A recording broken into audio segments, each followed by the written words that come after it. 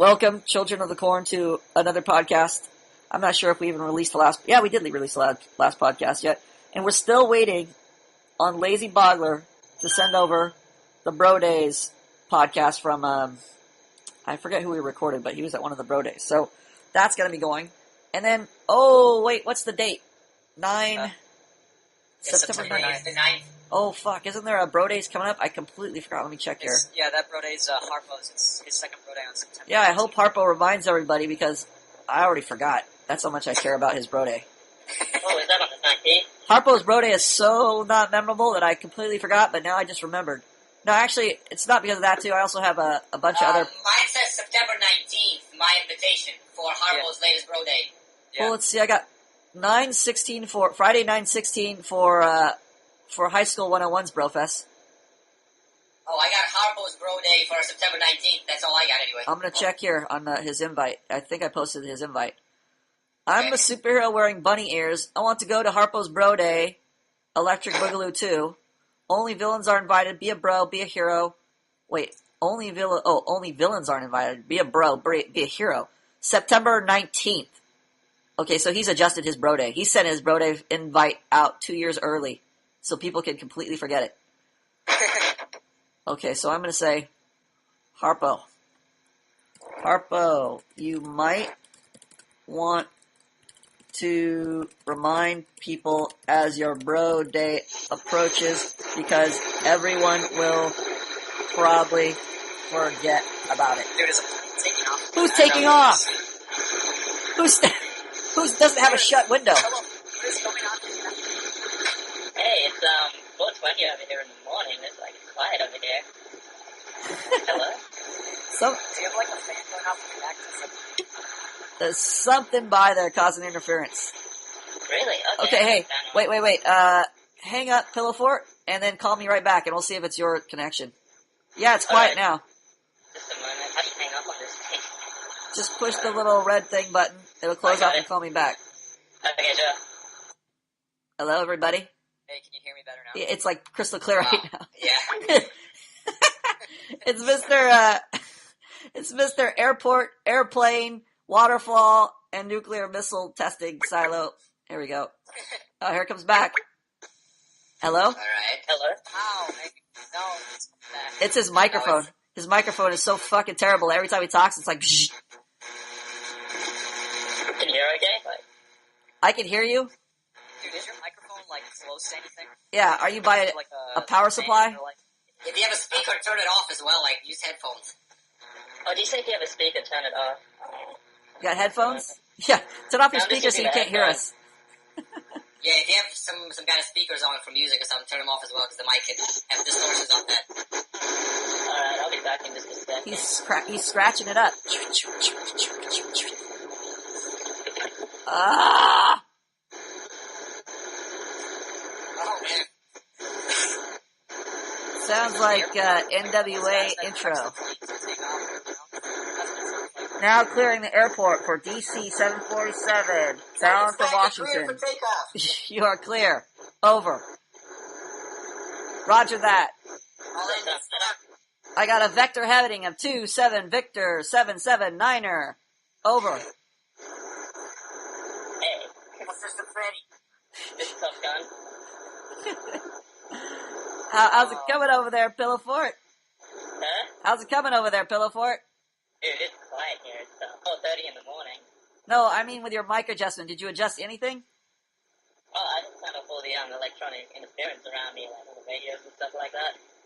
Okay, we're just going to have to live with it. As always, we have the most technical difficulties ever on Manhood Academy podcasting. Yep.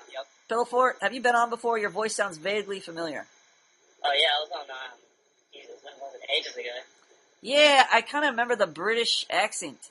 The Aussie accent. Yeah, we did that EM report. Are you One the, about jumping are off the you bridge. the Aussie guy jumping off the bridge, or who are you?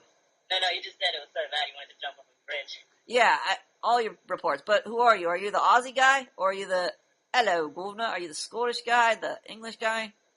Oh, I'm Australian. Australian. There we go. It's an Awesome. Australian accent. Okay. Oh, what did we have you on for last time? I know there was another thing we had you on for. I was just on once. We're doing this EM report I did. Why do we want you on this time?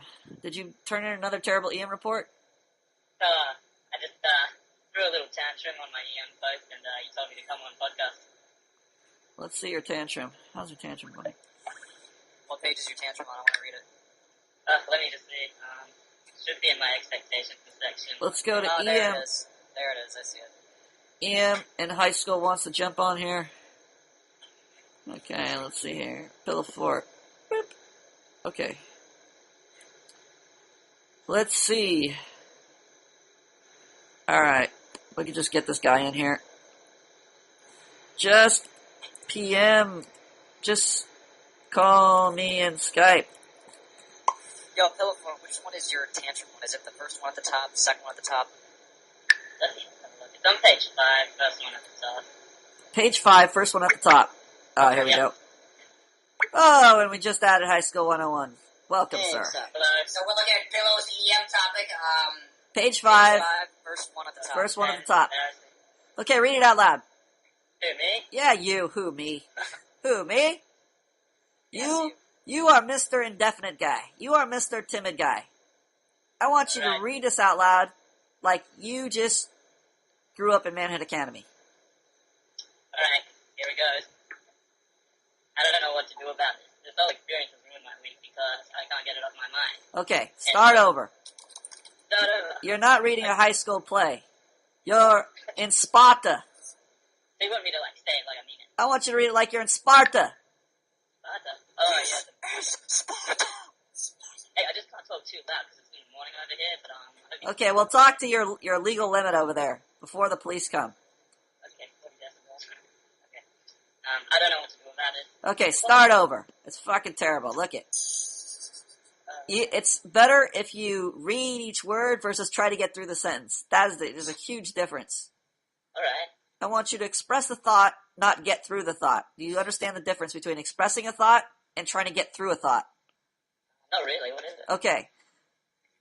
Getting through a thought is like, this is grueling. How can I say this as quick as possible to get it done over with and done with? Whereas expressing a thought is not based upon how fast you can say the thought or how quickly you can get through the thought, but is the thought being absorbed by my audience? Okay. Right now when you read it, I don't even care what you just said. I went to sleep. Alright. It's like listening to air traffic controller. Okay. Right now you're competing with a waterfall, so you have to be more meaningful than the waterfall. Restrain your microphone. Pillowfort's at an airport. That's all. Pillow fort. That's what we really need. That's what we need to rename him to, the airport. I'm going to call him the air traffic controller. Okay, let's go. Read it. I don't know what to do about it. Okay, fucking start over. Look it.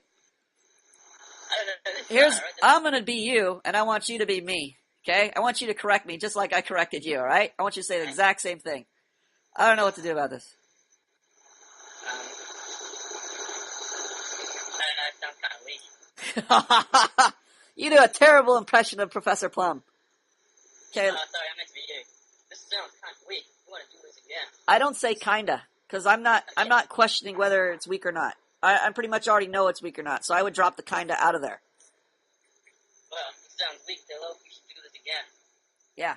That sounds weak, Pillow. You should do this fucking thing over again. Start over. Start over.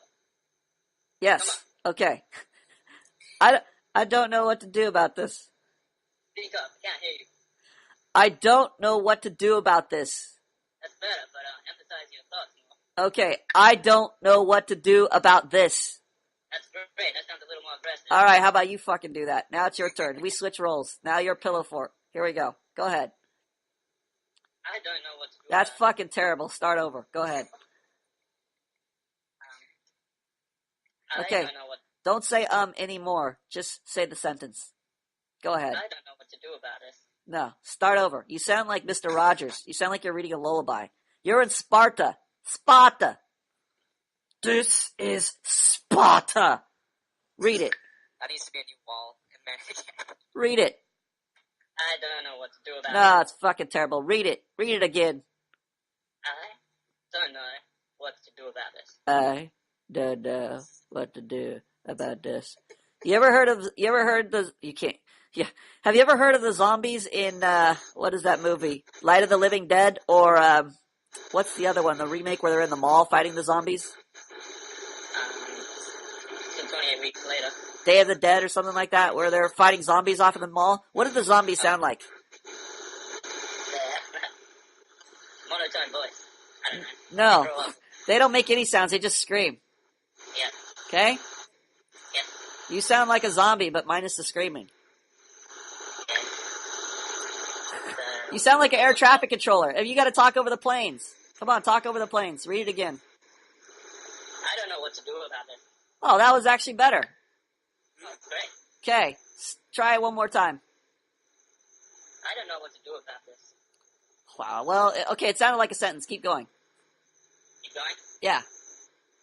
This whole experience has just ruined my week. I can't get it off my mind. It sounds like you're going to Disneyland, but the sentence says something else. What does the sentence say?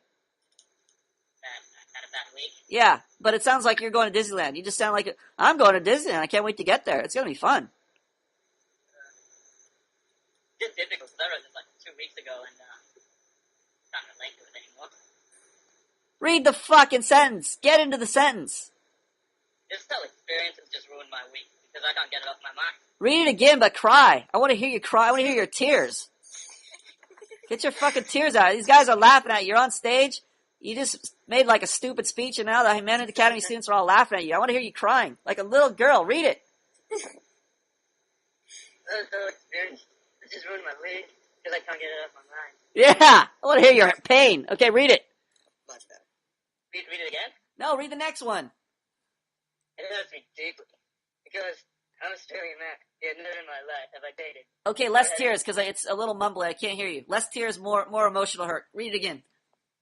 It hurts me deeply because I'm an Australian man. You don't sound like a man to me. I read like this. It hurts me deeply because I'm an Australian man. Read the fucking sentence. It hurts me deeply because I'm an Australian man. Yeah, you don't sound like an Australian man. Sound like an Australian man. Come on. I want to hear Mel Gibson. I can't do that accent. You can now. Go ahead. Come on, Mel. It hurts me deeply. Ah, you don't sound hurt, Mel. You just got stabbed. You're in Road Warrior Part 5. Let's go. Action. It hurts me deeply because I'm an Australian man. You don't fucking sound like an Australian man. You sound like a Hindu tribesman. A peaceful tribesman. Read it again. But I'm Australian. Shut up and read it again. It hurts me deeply. Ah, you don't even sound hurt now. Come on, Mel. Punch yourself in the stomach right now. Harder. I want to hear the sound. Sounds like he's hitting a pillow. Okay, read it. It hurts me deeply. You don't sound hurt. Punch yourself harder. Hit your finger with a hammer or something. Punch yourself with the vagina. Yeah. Punch yourself in the vagina and then read it. Hang on. It hurts me deeply because I'm an Australian man. You don't sound like an Australian man, though. Say, because I'm an Australian man. Because I'm an Australian man. You sound like an Australian clerk, like you're taking my order or something. I want you to say, because I'm an Australian man. I want you to emphasize the word man. I want you to drag out the A, the vowel, stress the vowel. I'm an Australian man. I'm an Australian man. Stress the vowel. I'm an Australian man. I'm an Australian man. Stress the vowel. I'm an Australian man. I'm an Australian man. Oh, fuck. It's terrible. Okay, read it like that. Go ahead. It hurts me deeply because I'm an Australian man. No. Yeah. Don't fucking try to rush through the sentiment. You're trying to convey the sentiment, not rush through the sentiment. Do you understand the difference between rushing through it and conveying it? Yeah. What's the difference? When you convey, you emphasize it more. When you rush through it, it's just like a sped up thought. No, when you're conveying it, the emphasis is on making sure everybody listening gets it. Mm-hmm. So you need to make sure that we're getting it. Like you're trying to teach me something. If you're trying to rush through it, you're just trying to say it, get through it as fast as possible. It doesn't matter how you say it. Mm-hmm. All right, here it goes. Teach me the sentiment you're trying to express here. And pretend we don't know about it. Because I'm an Australian man. It never Fuck, but- start over. What happened to man? Okay. Come on, you fucko, let's go. It hurts me deeply. It hurt me deeply. Yeah, it has to hurt. It has to hurt you like it's hurting me to hear you speak. I want it to hurt that much for you. Mm-hmm. See how it's hurting? It's even hurting High School 101. He's fucking terrible, and he's hurting. You listen to you read it. You're hurting him. He's saying I. Come on, show us your hurt. Let's go. It hurts me deeply. Because, You sound like I'm you're an Australian peaceful. man. You sound like you're a peaceful Dalai Lama. Like you're just Sound like accepting a the hurt. monk. It hurts me deeply because I'm an Australian man. You sound like the guys on the Conscious Mangina video. Let's go. Hey, Let's hear it. It hurts me deeply because I'm an Australian man. Oh, Yeah. fuck. Start over. Hang on, what am I doing wrong? I'm gonna fucking do a push-up every time you fucking blow it. I'm gonna do a push-up right now, because I'm gonna punish myself for having to listen to you. Hold on. 1. Ah! Okay, go. Say it. It hurts me deeply because I'm an Australian man. That's closer. I'm still in a push-up. It's fucking terrible. Ah, 2! Okay, say it again. It hurts me deeply. Oh, you fucking sound like you're happy. Hold on. 3. Ah! Okay, do it again. It hurts me deeply. Ah, fuck. 4! Ah! Stop. Go ahead. It hurts me deeply. Ah, 5! Ah. Okay, start again. Hey, I'm genuinely hurt by you having to do all these push-ups. Me too. How do you think I feel? Come on, let's go. Read it. I sound hurt by You don't care about me. You don't care about me, you faggot. Come on, read it. Read it. hurts me. Yeah, it hurts you deeply. 6! Ah, read it. Come on. It hurts me deeply because I'm an Australian man. Oh, so close. So I almost didn't have to do this push-up. 7! Ah, For the love of God. come on, do it. You're close. You're so close. Deeply. 8! Ah, okay, go. It hurts me deeply because I'm an Australian man. 9! Okay, go. Again? Again? I'm still doing my push-ups, asshole. Come on. It hurts me deeply. 10! Come on. Hey, I don't even know what I'm doing wrong. I want you to be hurt like I'm hurt doing push-ups. Let's go. Fucking read the sentence. Hey, can I do some push-ups? Yeah, how about you do push-ups while you're reading it? How about that? Maybe that'll help you out. Yeah, okay. I can't really see the screen from where I'm doing push-ups, but I'll be back in 10. Oh, fuck. Thanks for that long explanation. That was really helpful. Let's go. Is this guy doing a push-up? I can't even tell. Wait till he's about 30. Yeah, he needs to get 30 push-ups in. I really can't.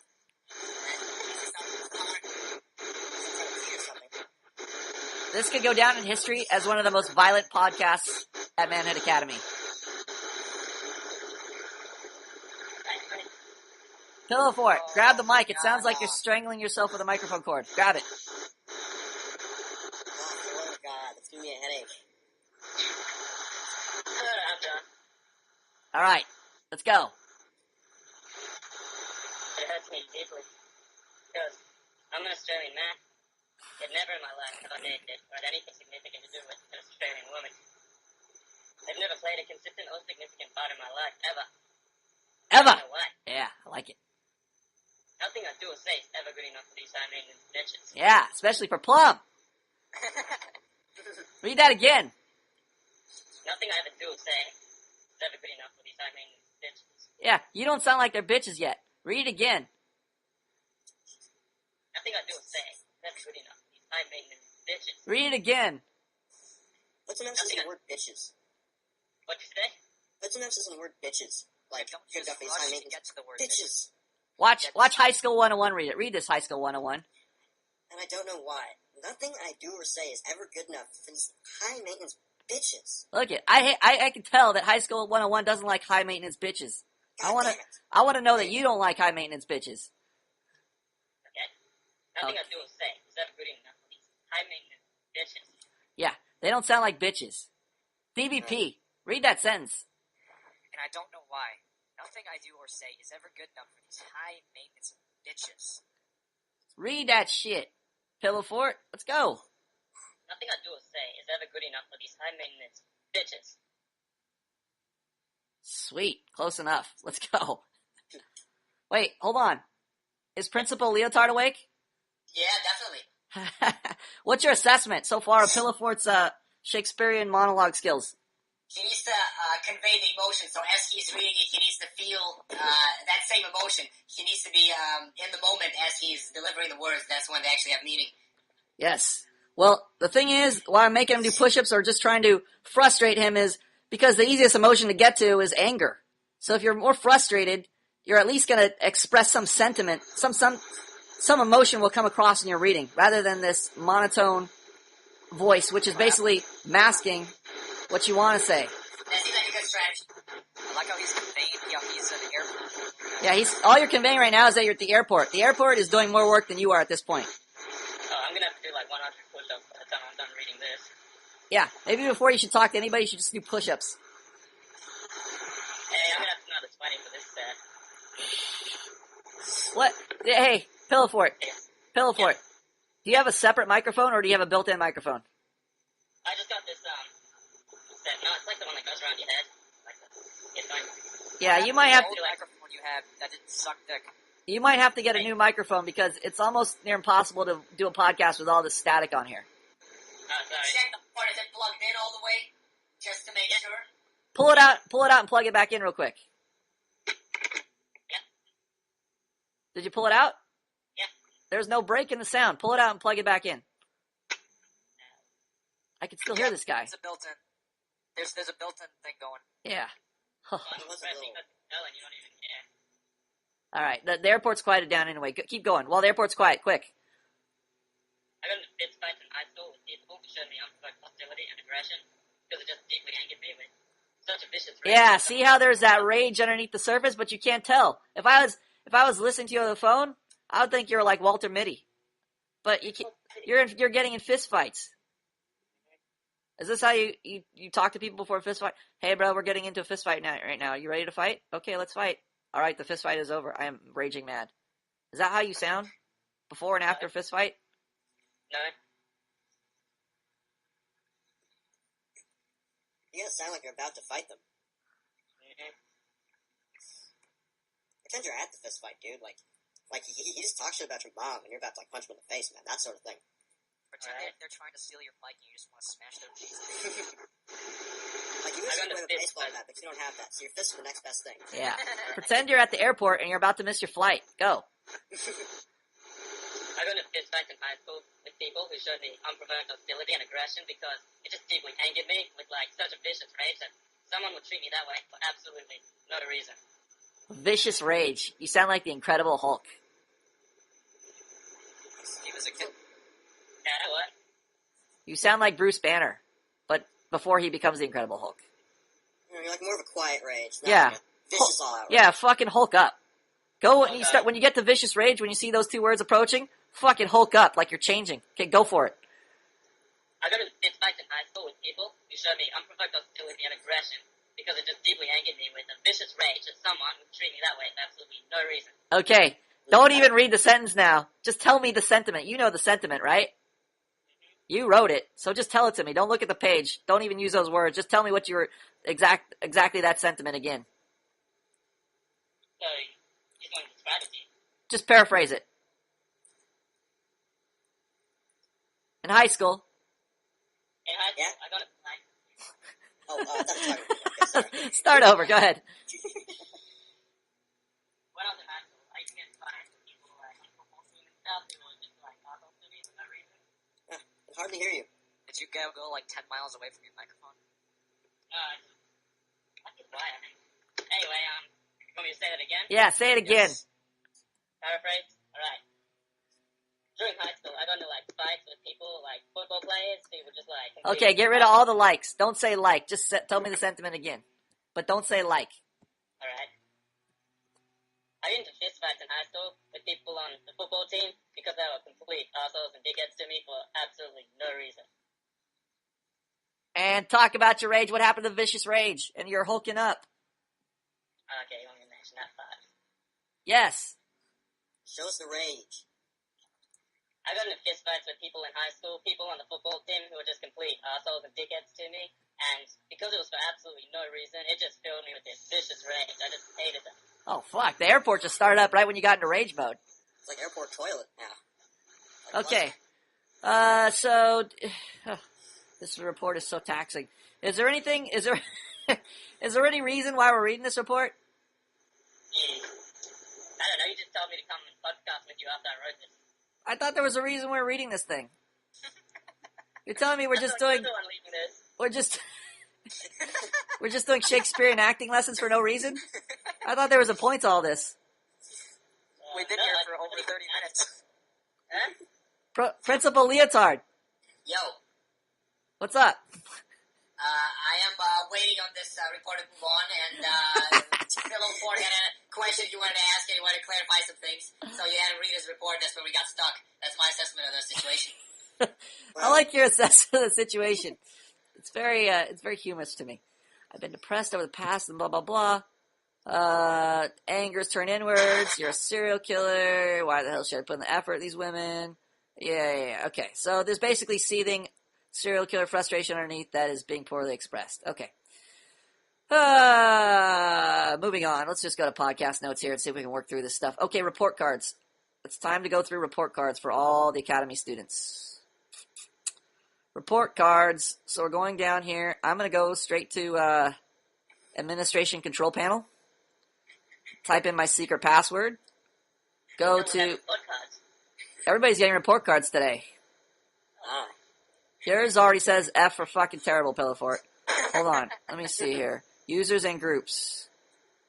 Users, manage groups. Here we go. Students. Not you. Here we go. 300 Spartan, failed. Don't even know who you are. Academic 1, I think you posted one post where you were teaching something to the class. Complete fail. Jar. Little Jar. I always root for the underdog. Plus, this guy is having some, a flood of posts now. Some great posts. He's coming out of his shell. Definitely has the little typical little bitch emotions. When you're growing up, you're very unstable. So he's kind of being grounded right now. He's coming along. He just had his first, I Kissed the Girl experience. So it's, he's showing a lot of improvement. I want to say one of the most improved players here. Anime, the franchise, hasn't participated in a long time. Old student, could be in a relationship, could be dead, don't know. Barrick, don't know. Blue is an emotional mess right now, but he's basically just coming along. He's like moving forward in baby steps. So this is one of the most important lessons you're going to learn is consistency. Whether you're up or whether you're down, you got to move forward. So this is Blue right now. Also, Blue is he's reaching out, but he's using like the chick method of reaching out, which is like the negative. You state something in the negative so people can boost you in the positive. You're basically like fishing for compliments. Well, there's a way to state, like if you have a grievance and you're looking for help. As a guy, you want to give a person a specific way to help you. Now, it's understandable that Blue doesn't know what he's doing, so he's kind of asking in a just a general sense, like he's saying, I feel suicidal and I want to shoot myself in the head and blah, blah, blah. But that's also, the chick way is more deliberate. I'm not saying he's doing this because he's a chick, but the chick way would be, for instance, a chick would say, you think I'm fat, or you don't think I'm that smart, where she's really fishing for a compliment. She's asking you to say just the opposite of that. Like, oh no, honey, you're really smart. Or, oh no, you're in great shape. So that's the way it comes off because Blue right now is just like grasping for straws. So he's in a bad place emotionally. But again, the important lesson he's learning is to go forward, to be stable. Even it's great that Blue mentioned that he failed the FAP challenge at day 6. He says he just mentioned he failed it and he's moving forward. That is very important for 2 reasons. Number 1, students are such failures on here because specifically for the reason that they don't mention their failures. They keep them to themselves. Blue is one of those guys. He likes to keep everything inside. So Blue will ask a question in desperation mode. Instead of, he'll share things when everything's going great, but the things he should be sharing are the problems he's having because that allows the instructors to actually give feedback, for the students to give feedback. He only answers when, his back is to the wall and it's a dire situation. It's the wrong time to ask a question because then everything's in desperate. Yes. Just about this, like, asking specifically for help. How do you do that without going on to, like, I don't know, like a little tantrum I wrote? That's a bit like moving up against the wall. It's better you write the tantrum than no tantrum. It is? Yes. I just figured it's just like some emo entry that no one's gonna read, but I said, Yeah, nobody reads them anyway, so just write them. okay. You gotta ask a question. Look at it. You always gotta do this. You go, should I post this? It's probably stupid and nobody will like it. Well, you gotta have the answer ready that you're already stupid and nobody already likes you. You're already at ground zero. Air traffic controller problem. Mute individual students? I'm trying. Hey, can you cover your mic? Let's see. Who's the guy? I forgot the guy's so memorable. I forgot him already. Pillowfort. Can you cover your mic? I can't even hear Plum now properly. There we go. Yeah. Perfect. Oh, here you go. Okay, so your tendency is to already have a view of yourself of some level of confidence. That's why you're asking these questions like, should I do this? Should I do that? Because in your head, you're thinking, oh, Plum thinks I'm sort of cool, but if I post this, he'll only think I'm kind of cool, or I'll lose cool points in Plum's head. You gotta understand, I already think you're the least cool student at the academy, so you're at ground zero right now. You can't go any lower. Once you have that understanding, then posting becomes much easier. Right now, you're putting pressure on yourself to perform to a certain level when you're not at that level, number one, and you don't even have the capacity to be at that level. So don't even worry about that. All your concerns are very neurotic because you have a delusional view of your own competence. You are Mr. Incompetent. You're a pillow fort. You used to be Fort Stronghold, like you were a super duper fort. You're a fucking pillow fort. You're like a little Twinkie sandwich. Is that a play on pillow talk, or is it like a jumping stuff made of pillow? What's that? Is it a pillow fort? Is that a play on the term pillow talk, or are we talking about a No. made out of pillows? Yeah, you're made out of pillows. Okay. You're a pillow fort.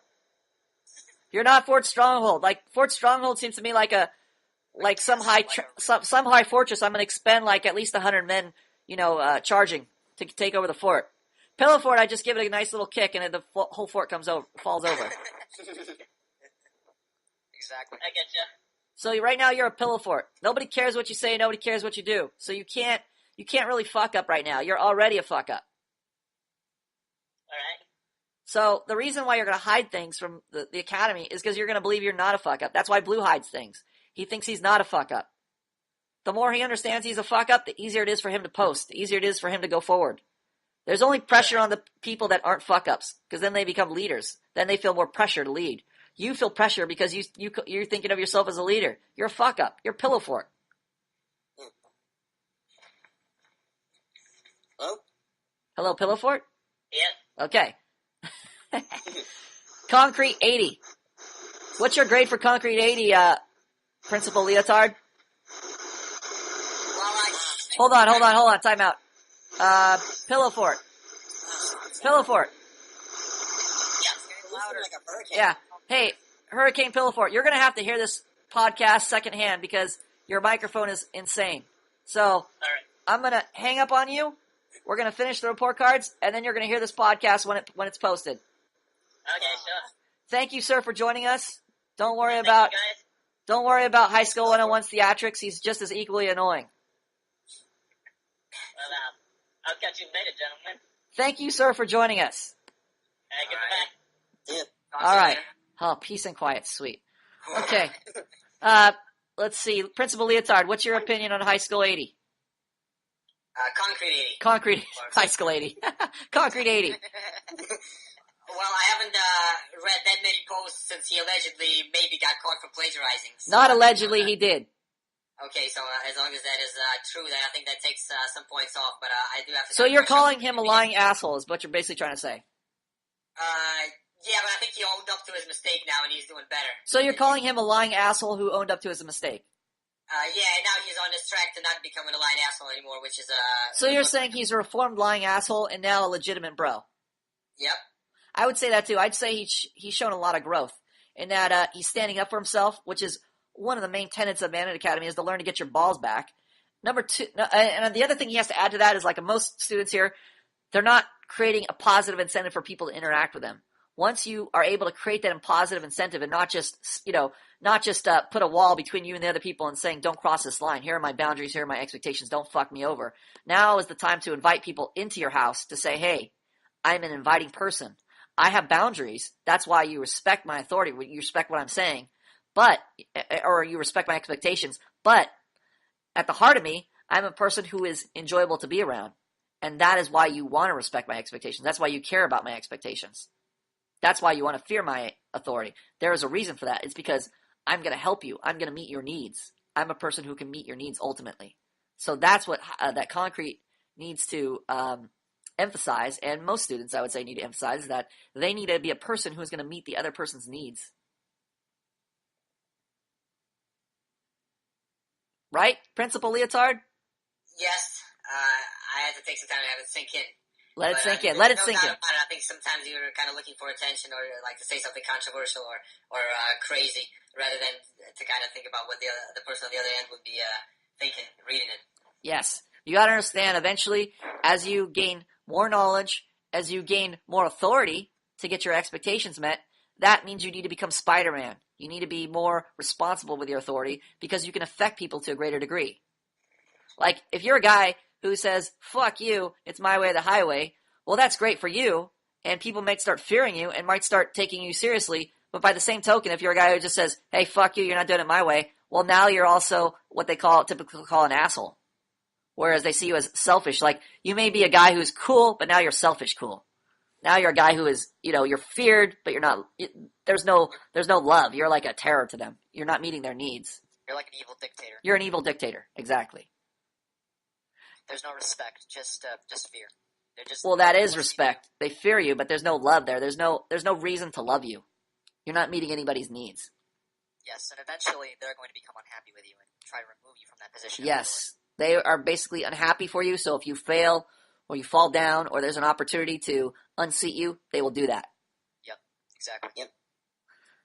Deacon, one of the students we actually saw in our in-person class, don't know how he's doing.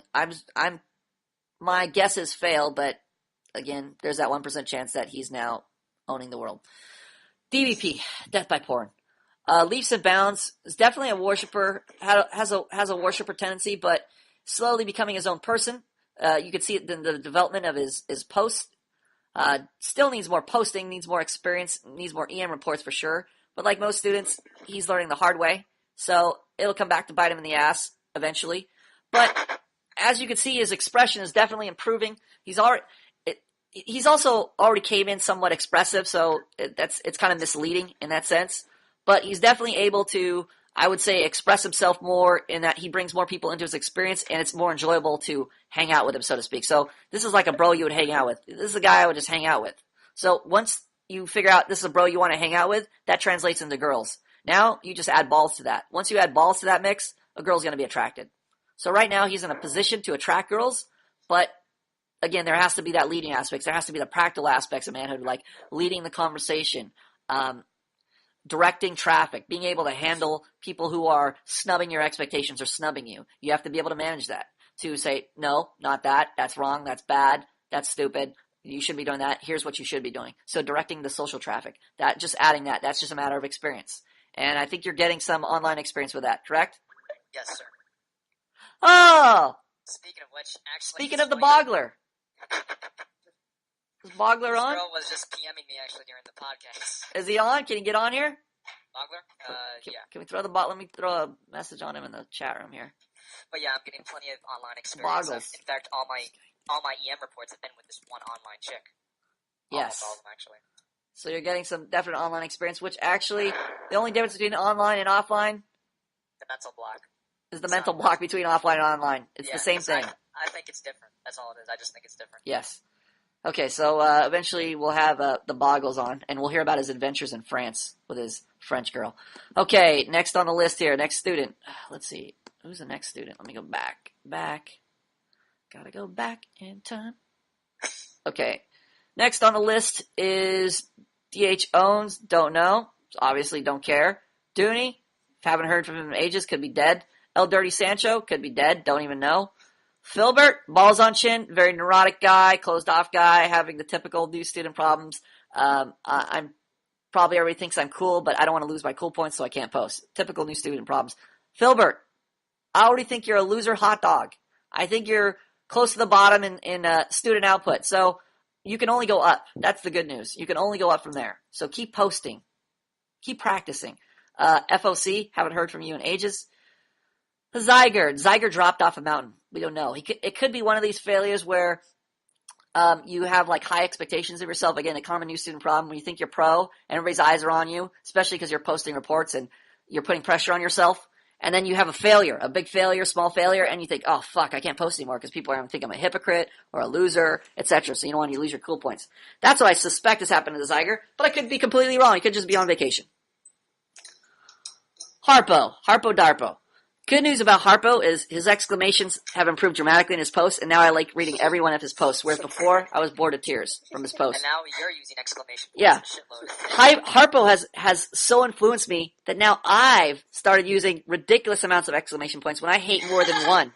I don't like any as I typically write, I don't like using any exclamation points.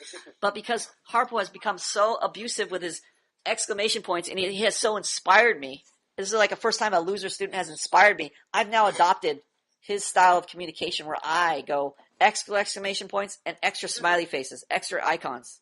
He's so freed me. His freedom has so affected me that even a lowly student has affected the Supreme Chancellor, Professor Plum. That is something. He's a charismatic fellow. He is a The king because he's a- he's aware of the highway.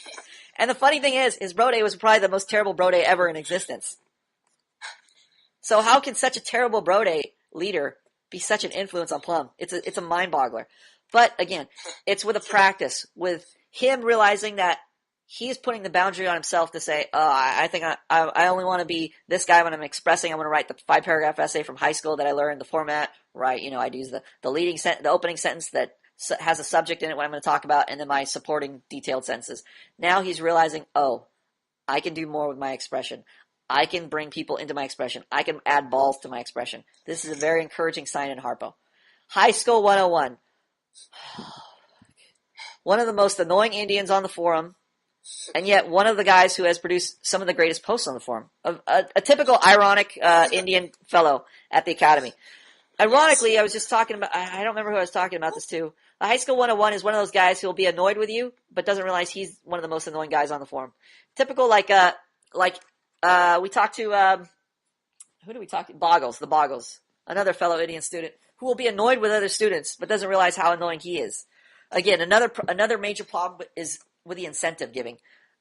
These guys become defensive. These guys become very, attack based, or how can I fight against you and get my expectation met versus realizing that Marco's just a very sensitive guy in general. Yeah, but this is an Indian syndrome. This is not realizing that the conversation is both of you. The social interaction is both of you. You got to realize when you're in a conversation with somebody, you're on a boat in the middle of the ocean. If you looked at conversation that way, you wouldn't say, oh, you know what? You're a fucking asshole. I'm going to chop your half of the boat off. Hold on. Let me get my axe. Let me chop down the middle of the boat. Now you're fucking off of my boat. Good riddance, asshole. But guess what? Now you sunk everybody in because the social interaction is both of you. It's not just one of you. That's the typical Indian mentality, is to look at the conversation as one of you versus the other guy. You don't realize you're both together in a boat in the middle of the ocean. So you have to make it work by necessity. So that means saying, hey, don't eat all the fucking fish, right? But it also, don't eat all the fish we caught because I'll starve. So don't violate my eating expectation. But by the same token, hey, you're in the same boat as me. I have to live with you. That means I have to give you incentive to want to meet my expectations. I have to make you want to not eat all my fish. I have to be an enjoyable fellow to be around. So this is High School 101's great downfall, as well as Bogler's great downfall, not giving the proper incentive. But again, one of the most valuable students at the academy, posting amazing posts for some of the new time students. You can see an example of a complete fail as this guy begins, and then you can see the transformation into a very thoughtful student. So this is why High School 101 is one of the most valuable students here. I can't give him the MVP award for sure because, again, missing the incentive, which is crucial to social interaction. But one of the great student resources here. So I encourage any student to read his post. John, don't know, haven't heard from him. Lancer, encouraging. I want to say encouraging for a new student.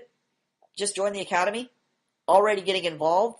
I think is semi-retarded. I'm not sure. I might be confusing him with another student. But definitely coming along because I'm noticing him and he's speaking the chat room, which is a good sign.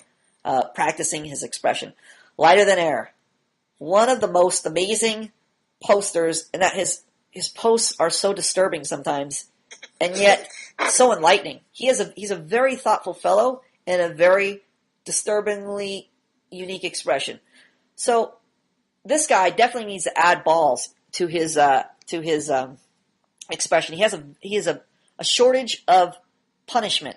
He's not punishing those that are not meeting his expectations because his sense of punishment is so far off. You know, his idea of punishment is, you've been a naughty sir, I might slap you. You know, it reminds me of that episode where we just watched of South Park, where everybody's in a musical and they're singing lines in a musical, and the South Park kids are like, what the fuck are these fags doing? They're singing everything. And then you go home and you see the dad, and the kid who's in the main star of the musical, everybody likes him. He really wants to be a basketball player. And he's like, Dad, I just want to play basketball. And the dad is like supposedly a masculine guy, but he was really like, you know, you will sing in this musical. How dare you think you're going to play sports? Sports are so gay. People are going to think you're gay. You need to be a manly man and sing in the musical, or I'm going to slap you. So it's basically a hilariously ironic episode. So that kind of reminds me of Lighter Than Air, the dad, where he's very like, I'm going to slap you. I'm going to punish you. You're going to get a punishment, sir. You've been a potty poopy mouth. But he's like San Francisco Manly. Exactly, San Francisco version of Manly. So he's very unsure right now of what a punishment is, and that's going to come with practice. So you got to realize when somebody is meeting your expectations, you haven't punished them enough. You haven't made them decide about you. If people are still neutral about you, you're not punishing, and you're not punishing people who are violating your expectations. So, for instance, like girls, they should have one or the other opinion about you. Either they really love you and want to get to know you, or they really hate you. They shouldn't be on the fence about you. They shouldn't be, this guy. If they're on the fence about you, you're a prime candidate for the friend zone. You're a typical candidate for a guy who is just like, oh, whatever you say is fine. Whatever you say is fine. You're the yes man guy. You're the gas station attendant. You're the pizza guy. You're trying to be as harmless as possible. That is a typical candidate for the friend zone. I'd say the neutrality attitude from them is worse than them hating you. Yes. Like actually, like just emotionally. I agree. Even emotionally, like like when I was in high school, I hated when they just saw me, when it was just neutral. I liked it much more when they hated me and they talked shit about me. It was much more satisfying in a way. Here's the thing. Even with girls you don't like, you don't have to go, you're not trying to offend them, but they're going to say stupid shit to you, which is basically they're trying to influence how you're thinking and what your perspective is on life. That's a shit you need to nip in the bud and say, no, it works this way, or no, it needs to be done this way, or no, it's not that way, it's this way. Those are the things where you make girls decide about you.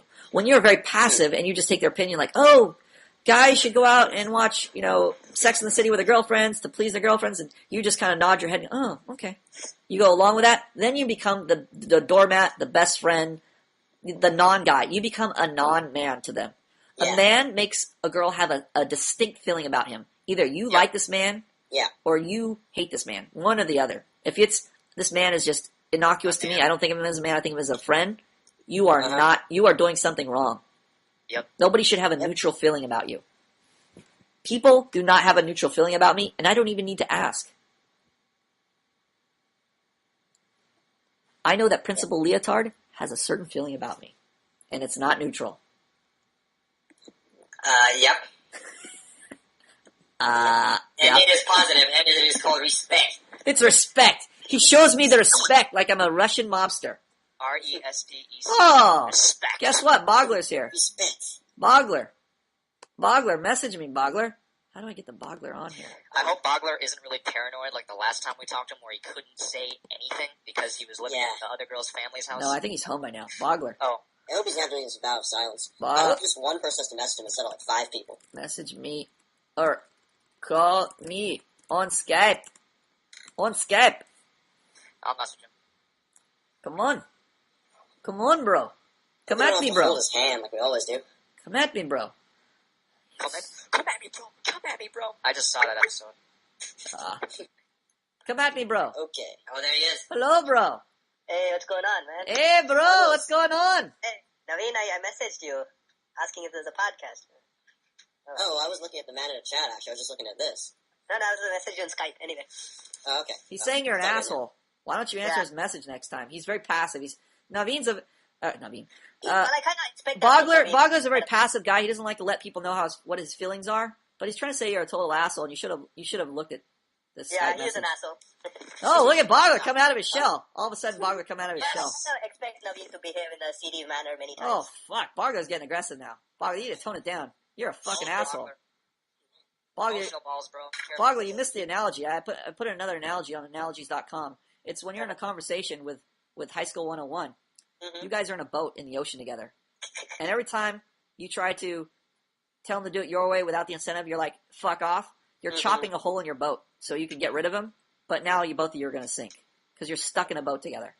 The whole thing was, I just figured that I'm always the one that's calling Boggles. I'm always the one that's messaging him first, so I wanted to deliberately wait for him this time. But I guess I should have... oh, Boggles, you got called out. Boggles, you got called out.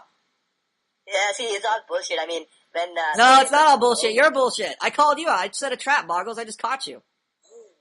Oh. Boggles, you just got caught.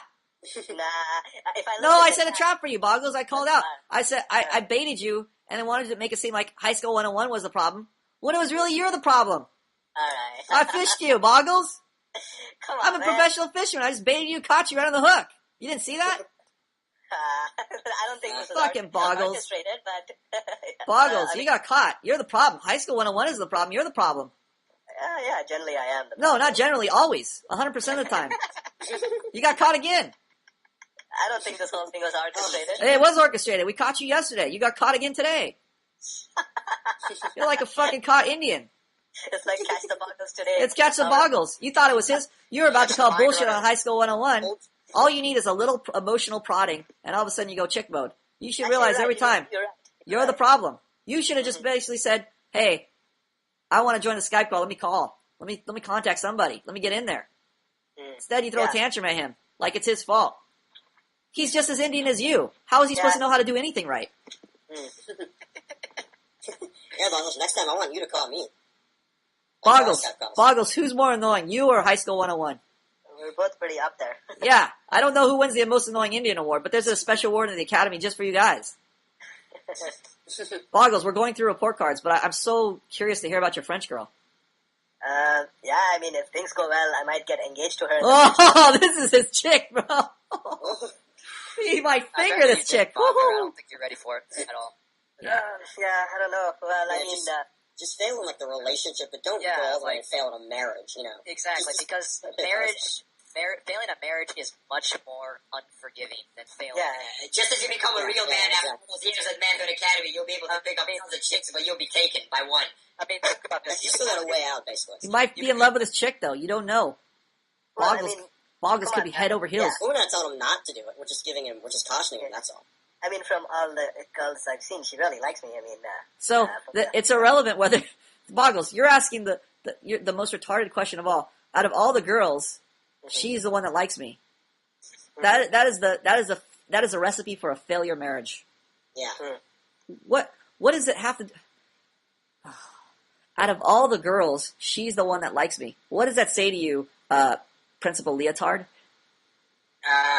That says to me that he cannot really attract women in general, but the one girl that just happens to be attracted to him for whatever reason, he's just going to go with that regardless of any other personality traits. Yes. The DVP, what does that say to you when somebody says, well, at least this girl likes me, so I'm going to marry her?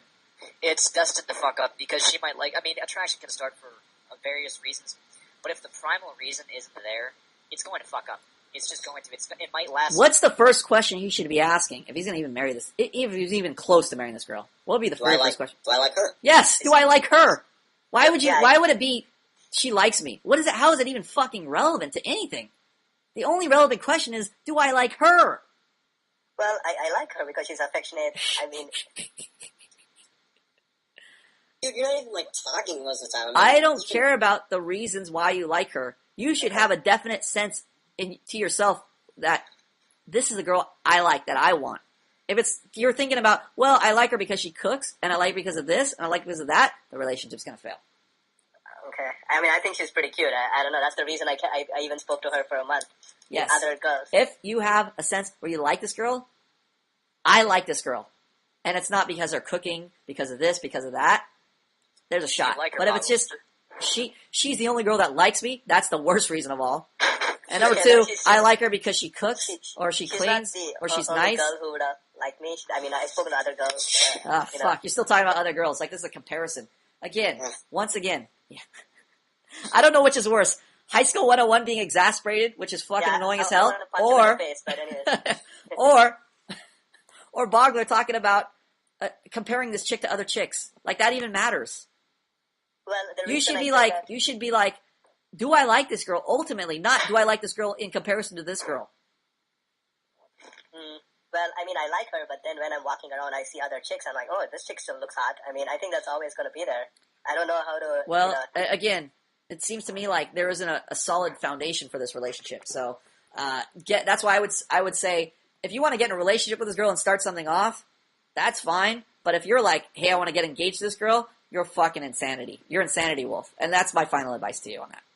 Okay, well, I mean, looks like it's going to go towards the engagement. Yeah, looks like Insanity Wolf is going to take over as always. No. It's Indian Wolf. I'm not going to lie, I am scared for you, bro, because if this marriage, like, let's say it goes off well, and you stay together for, like, 10 years because of tradition or whatever, you have to pay her a lifetime of alimony, in addition to losing 50% of everything you've ever worked for. Are you really going to... He doesn't care about his income. He doesn't? He doesn't care about that. He doesn't care about the legality of forking over all your assets to chicks. All right. It's in a different country, too. Next. So, yeah, maybe he'll get married in India where she has to give him all the money if they divorce. Oh, I'm assuming he'll get married in L.A. I mean, she has a master's and stuff. She'll make almost the same money as me. Sweet. Then you guys can get equal alimony. Okay. We'll skip the disaster marriage coming up, and we'll get back to details with this chick, but I want to make sure we get through these report cards real quick. We got Sure. a couple more, one more page. All right, so paperclip. Okay. Paperclip definitely has the balls element, but he's missing the incentive element. Just like his expression, he's not able to lead the interaction, which is part of, there's so many things that are part of the attractive part of a man. For instance, telling somebody to do this versus this. Being able to be definitive about your statements. It's not just enough to say, oh, you're a beautiful girl and your hair is like a waterfall and, your eyes are like chocolate and I love you, and paying a girl compliments. That's comparatively easy to do versus to tell somebody, look, that is not something you should be doing. You should be doing this. I'm in charge of the relationship. Those are more attractive things, even though the compliments feel better to the girl. Ultimately, being able to lead is the most attractive part. So, Paperclip is definitely lacking that. This guy is able to get his expectations met in the sense that he cares now about his expectations. He's able to punish. He's definitely a very punishing. Anal retentive, where you're very exacting. Like, he's the type of guy, instead of meet me in 15 minutes, he's like, meet me at 9:17 and 13 seconds. He's almost insane in his demands for his expectations. And he's also become very prideful of late. I don't know about your assessment, Boggles, because you're one of the most prideful guys on here, so I completely discount most of your assessments of other students. So I'm not sure if I've seen that. For sure, he's a guy who has some amount of pride, like a lot of guys have some amount of pride, but he seems very willing to always give the incentive to the other students. So I will overlook those things. Whereas you are less forgiving, so your pride is more glaring. Your pride always gets in the way of you creating a good relationship. Like, for instance, with High School 101 or other students, your pride always gets in the way, and ultimately it's become a stumbling block for you. Pro Tempore, never even heard from this guy. 0 posts, don't know. Private Tugger, one of the comedians at the Academy, has a girlfriend, is able to get his expectations met. As far as I can see, he's very good with giving the incentive, but I'm not sure on the ball side. Not a lot of EM reports that show him with the balls, but one of the more expressive guys at the Academy. Rob Show. Be right back, I gotta get the door. Yeah, go ahead. Rob Show. One of the premier students, in-person students at the Academy, has had a lot of adventures, ups and downs, learning a lot of things, slowly coming along, slowly moving forward. Developing his balls, for sure, still has the pride barrier, not able to bring the other students into his experiences. Yeah. This guy, though, is very expressive. He's very expressive. He's a good writer. But in person, it doesn't translate as well because he's still not able to get his expectations met in person. So I guess that translates too in writing, I should say. I think there's more in the writing. There's more frustration expressed, more anger expressed, because in real life he's not able to get those expectations met. So part of that is, again, lacking the punishment side, which many students are still learning how to do. But he's very good with expression and giving people incentive to talk to him when he's not, calling them an asshole or saying they're a faggot and can't make the FAP challenge. So he's got a lot of good points going, a lot of negative points. Still very stubborn, strong-headed, has crazy opinions, but is being molded. Is being molded into a guy who you can depend on. Guy who's going to be a leader, etc. So a decent student, I would say. Right now, a C student. Lonnie Muhammad, not heard from him in ages. Yeah, I thought Rod was insane, actually, for reading some of his posts. Like, he talks about going to some concert and drinking, like, 8 beers and then driving home drunk and stuff. Like, he always gets in these random, crazy situations. He's kind of doing, like, a lot of He's a lot of fly by the seat of his pants guy. Student here at the academy, actually. I love talking to him. He's just insane. Yes. It's just so great just talking about working out and swimming. When you're talking to him in person, he's a very personable guy. He's very soft-spoken, but his writing doesn't match his outward demeanor. That's the thing I'd like to see eventually match. You can tell when you're a Manhood Academy student when your posts match how you speak. When your posts match how you speak. Okay, like for instance, Torero calling out the professor and his questions, but when he's speaking, there's the backpedaling, the hemming, and the hawing. So you're seeing the posts aren't matching his expression, his physical expression. When those two things match, then you can see, this guy can get his expectations met.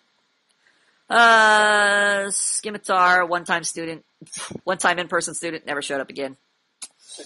Silver Bullet, just joined, no intro yet. He's still a wild card. Test is a test account, doesn't exist. The Morellian, haven't heard from him in ages. Torero. Very expressive guy. A funny guy, has a great sense of humor.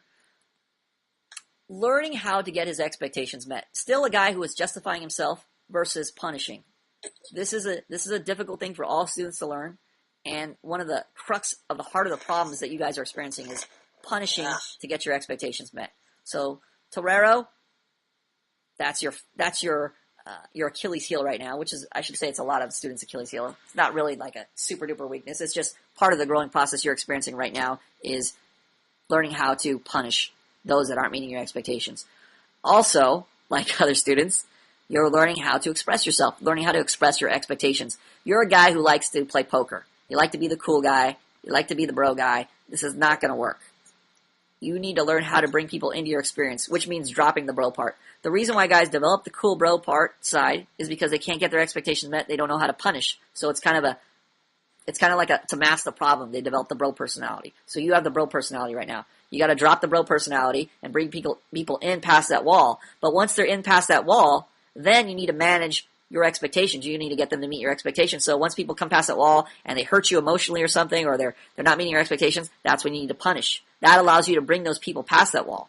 Like Bogler, for instance, he can't get people past that wall because he doesn't know how to manage the expectations. When they hurt him, like for instance, when High School 101 is snickering while he's telling the story, or is sighing, and oh fuck, I can't believe this. He doesn't know how to manage that. So he builds up that resentment towards High School 101.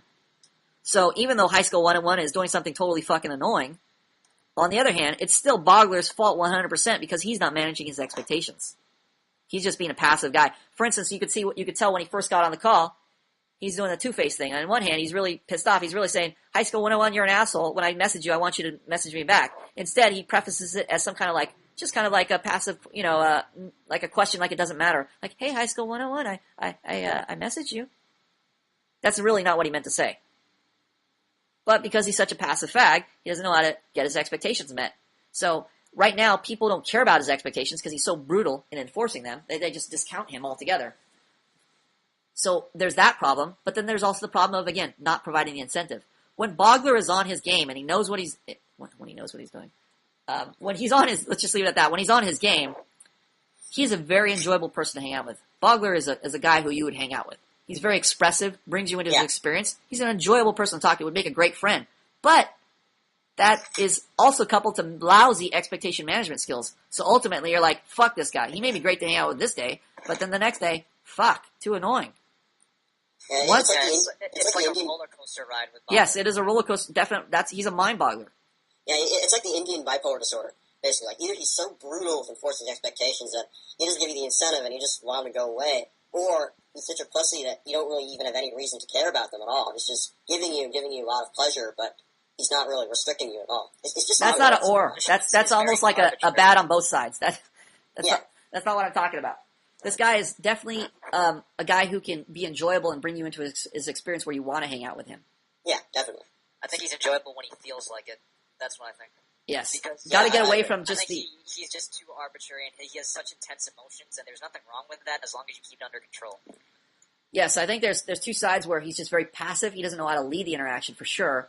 And also when he gets like emotionally worked up, where he'll just lead the interaction out of the emotion versus realizing in this conversation, I'm a guy. I need to get my expectations met. I need to meet other people's expectations. I'm not their expert. I need to meet other people's needs. So it's my responsibility to express myself and to influence this person and to lead this conversation. That should be an overriding perspective, an overriding view in any social interaction. It should be like a default reaction. Yeah. Right, Principal Leotard? Definitely. Definitely, yes. I like the definitely, not the definitely. Right, Principal Leotard? I am anxiously awaiting my own report card to see if I got an F minus or an F plus. Okay. Yeah, we'll do the scholarship guys last year. I'm on the students right now. Aurelian, Torero, Treason X. One of our token black guys at the academy to show that we're not racist. Remember Like that Dynamite. podcast with him? That was painful. Or Very to show that we're podcast. culturalists. I have a heart for all token black guys because I play basketball with black guys. But no, this guy's definitely showing improvement in that after he's been corrected. He definitely has a cool guy, black guy, throw an excuse around persona, but he is showing a definite effort in his post. You can see he's making an effort to bring the other students into a relationship with him so that they want to care about his posts or care about his expectations. This is one of the crucial features of the academy. It was learning how to give the other students an incentive to be in a relationship with you. So I think this is really, to his credit, he's really being more expressive, and so I'm going to give him the Try Hard Award. Keep trying, bro. Keep it going. The balls. He's learning how to learning right now how to catch his justifications. He's learning what a justification is. New students, always, this is the toughest thing for them to catch. How am I justifying myself? What is a justification? This is what he's learning. Willie Gilligan. Don't know. Hear from him like every once in a blue moon. Don't care. Wolf, same thing. Don't know. Don't care. Let's see here. We're going to go to scholarships. Scholarship guys, manage groups. Did you record the one podcast with Wolf, though? Because you said you're going to do that. Podcast with Wolf, did we? I don't know. Yeah, because you wrote something in my EM thread, and then you said, you have a lot of delusional thinking, we need to get on a podcast. Yeah, we actually do need to get on podcast. He might be one on there, but I got like so many things tabled on his podcast. That guy is always online, but he never really takes the initiative to participate. He's online right now, too. Yeah, he's kind of like a sideline spectator guy. Yeah, Delete. I do want to talk to him, though. I definitely want to talk to him. He's actually been to one of our classes in person. We just met him briefly. Let's go to scholarship people. Members. Mr. I Don't Care. New guy. Chatting. A chatty Kathy. Definitely a guy who cares. His name is very ironic. I forgot, is this guy retarded? I think this guy's semi-retarded. Don't know enough about him. Haven't talked to him. I don't know if he's posted a lot, but he's talked more in the chat room than he's posted. Yeah, he's got 3 posts here, so I don't even We know. thought he was gay for a while. Yeah. Oh, this is an 18-year-old guy, who has a bad language barrier and supposedly homosexual. Oh, he might be on. Hold on. Fuck. Is he on That's still? not a good sign if he's more... Fuck, he was just in the chat room. I should have I totally forgot that's the guy I want to talk to. Yes. Okay, next time if anybody sees him in the chat room or podcasting, that's the guy we want to grab. He's a definite interviewee. So, there was a big, huge controversy about whether this guy was gay or not. Yeah. But people weren't reading in context at the bottom where he was talking about relationships, and it seemed like it was apparent that he was referring to wanting to lead relationships. So that's why I kind of suspected that his statement was a misstatement and just a communication problem. And fortunately, it turned out that way. Well, I don't know if it's fortunate or not. We kind of wanted to also see what would it be like to have an actual homosexual in our... Who the fuck? It was anticlimactic. Yes, it was anticlimactic. Yeah. Die Grinder. Oh, it says somebody's pending member here. Somebody applied for a scholarship. Die Grinder. Since he's the first guy that ever applied for a scholarship, I'm going to give him a scholarship. I don't even know who this guy is. Okay, Principal, let's see, Pillow Fort? No, New Life Agent. Don't know. Don't care. Pillow Fort. Did we talk about Pillow Fort already? Oh. Yeah, that was like an hour ago. This guy's so forgettable. He's so passive. He's so forgettable. I see him in the chat room. I think of him as a retarded guy, but talking to him, he seems like an articulate fellow. These guys, it's like almost like they become chicks. When you become passive and you become very reactive, you're looking for the validation, you cease becoming considerate. Once the responsibility is on your shoulders and you feel like you have to perform and you're trained to perform, it's almost like you're forced to become considerate. This is like Bogler. It reminds me of Bogler in his early days where you'd ask, I remember it was Halloween day and we're walking down the street and I'm saying like, Bogler, when you react to things, that's what you should express. Like if you see somebody in a costume and they affect you a certain way, you should express that. He's like, oh, I never thought about that. And because this is like a guy who's very passive, very reactive to things. He has a lot of thoughts, though. Every time Yes. he talks in the chat room, he has like a paragraph-long thought. I mean, you could be talking about like anything, and he'll just give you a book on it. He has so much knowledge and so much information on so many different topics that it's kind of ironic how silent he is on Skype. Are you talking about Bogler or Pillowfort? Yeah. Pillowfort. Okay, so yeah, this guy, I haven't paid attention to him in the chat room, but yeah, I see him posting from time to time in there now, more often, and he seems like an interesting fellow when I talk to him. Maybe it's just because of his Aussie accent, but definitely once this guy gets past the passive phase, the phase where he's always at, like I'm telling him, read it again. He's like, so you want me to read it again? So he's still in that phase where, hey, I need the pat on the back. I need the pat on the back to do this. I need the validation to do this. I need the okay from you to do this. Once he gets past that phase and realizes, look, I'm a fucking loser. Plum thinks I'm a loser. The other students think I'm a loser. The only way I can go now is up. I need to start posting. I need to start going forward. This is when he's going to start breaking out of his shell. Then you're going to see a Jar Part 2. Jar V 2.0. Yeah, speaking of being passive, it's the same thing with Boggles. I mean, Boggles is actually, I think, a very bright guy. He's capable of making all these observations because he has so many stimulating thoughts going through his head. He just either doesn't bother to say them or he doesn't bother to, like, organize them all. But I've enjoyed talking to him greatly because of it. He does have the capacities. He just chooses not to use them. Yeah, for sure. Boggles is a guy who is like, if you answer, he'll call you. Like, you could have talked to him yesterday, and he's like all over the place, and he's a very fun, expressive guy. And the next day he'll call you, and he'll go, hello? Yeah, exactly. And you're like, didn't you just call me, you asshole? Didn't you just call me? Boggles. Yeah. Yeah. Yeah, Indian bipolar syndrome. Yeah. Exactly. Call me up, Boggles. Ring. Hey, Hey, right? It's almost like you're waiting for me, the cues. When you called me, you should be leading, say, hey, I called you, I want to talk to you, hey, how's it going? Even if you just want to say hello, or you want to do something, hey, I want to hang out, versus a very passive, hello? Okay, now you lead me, right? You take me by the hand. This is a lazy Indian attitude. You need to get over this. I think I do that with high school, too. I don't really... Yeah, well, you do it with everybody. The point is, you need to practice leading, putting the responsibility on yourself so you get used to it. When you start getting used to leading, people will look forward to talking to you. It's a comfort to talk to somebody who can lead. You realize that? Yeah, not yet. Well, if you realize I just stopped talking and we let Principal Leotard be in charge. What's going on? I don't know where we're going with this podcast. Exactly. That's what's going to happen. Now people are uncomfortable, and now people get bored, and people aren't stimulated. They don't want to be on the podcast. But when I'm leading, I'm in charge of the podcast. I have to lead by necessity. Yes. But now, since I'm leading, I'm taking that responsibility on myself. Now people are stimulated. Now they want to actually be on the podcast. They're like looking forward to a podcast with Plum. Because, again, I am fulfilling my function. If you fulfill your function, people are naturally going to want to talk to you. Naturally going to want to hang out with you. Yeah, I feel very secure whenever I'm on the podcast. I'm like, wow, I know exactly what's going to happen. Yes, I feel like you're in my arms. And I feel the same way with Death by Porn. Whenever I call Death by Porn, he always says something. At the very least, he doesn't just stand by. What was Principal Leotard, who's supposed to be leading the school, he's the principal of the whole fucking school, he says 2 words. Oh, really? Yeah, he's the principal of the school. You didn't know that? His authority supersedes. Well, I didn't know just from what he was doing. His authority supersedes my authority. If he makes an executive decision that you're out of the academy, you're out. Are you serious? Yes. Holy crap. I did not know that. I don't think Principal Leotard knows that. It's the Soviet Union all over again. Principal Leotard, are you there? Hello? Principal Leotard? Yeah, that's me. Yeah. Yes, I know that's you, but do you have any student announcements you want to make for the academy this year? No, at this point, I'd just like to see how my report card is doing. Okay. So we just passed Pillowfort. Oh, we're on to Principal Leotard. All right. A very interesting chum, in that when you talk to him, immediately you hear a definite tone in his voice, a definite authoritative tone in his voice. This is attractive. As a Russian guy, I'm not sure if this is a cultural thing or whatnot, but it's a definite speaking tone. Like, yes, I'm Principal Leotard. It is not, yeah, what do you want, guys? How can I please you? How can I meet your expectations? No, he is definite. I am Principal Leotard. What do you require of me?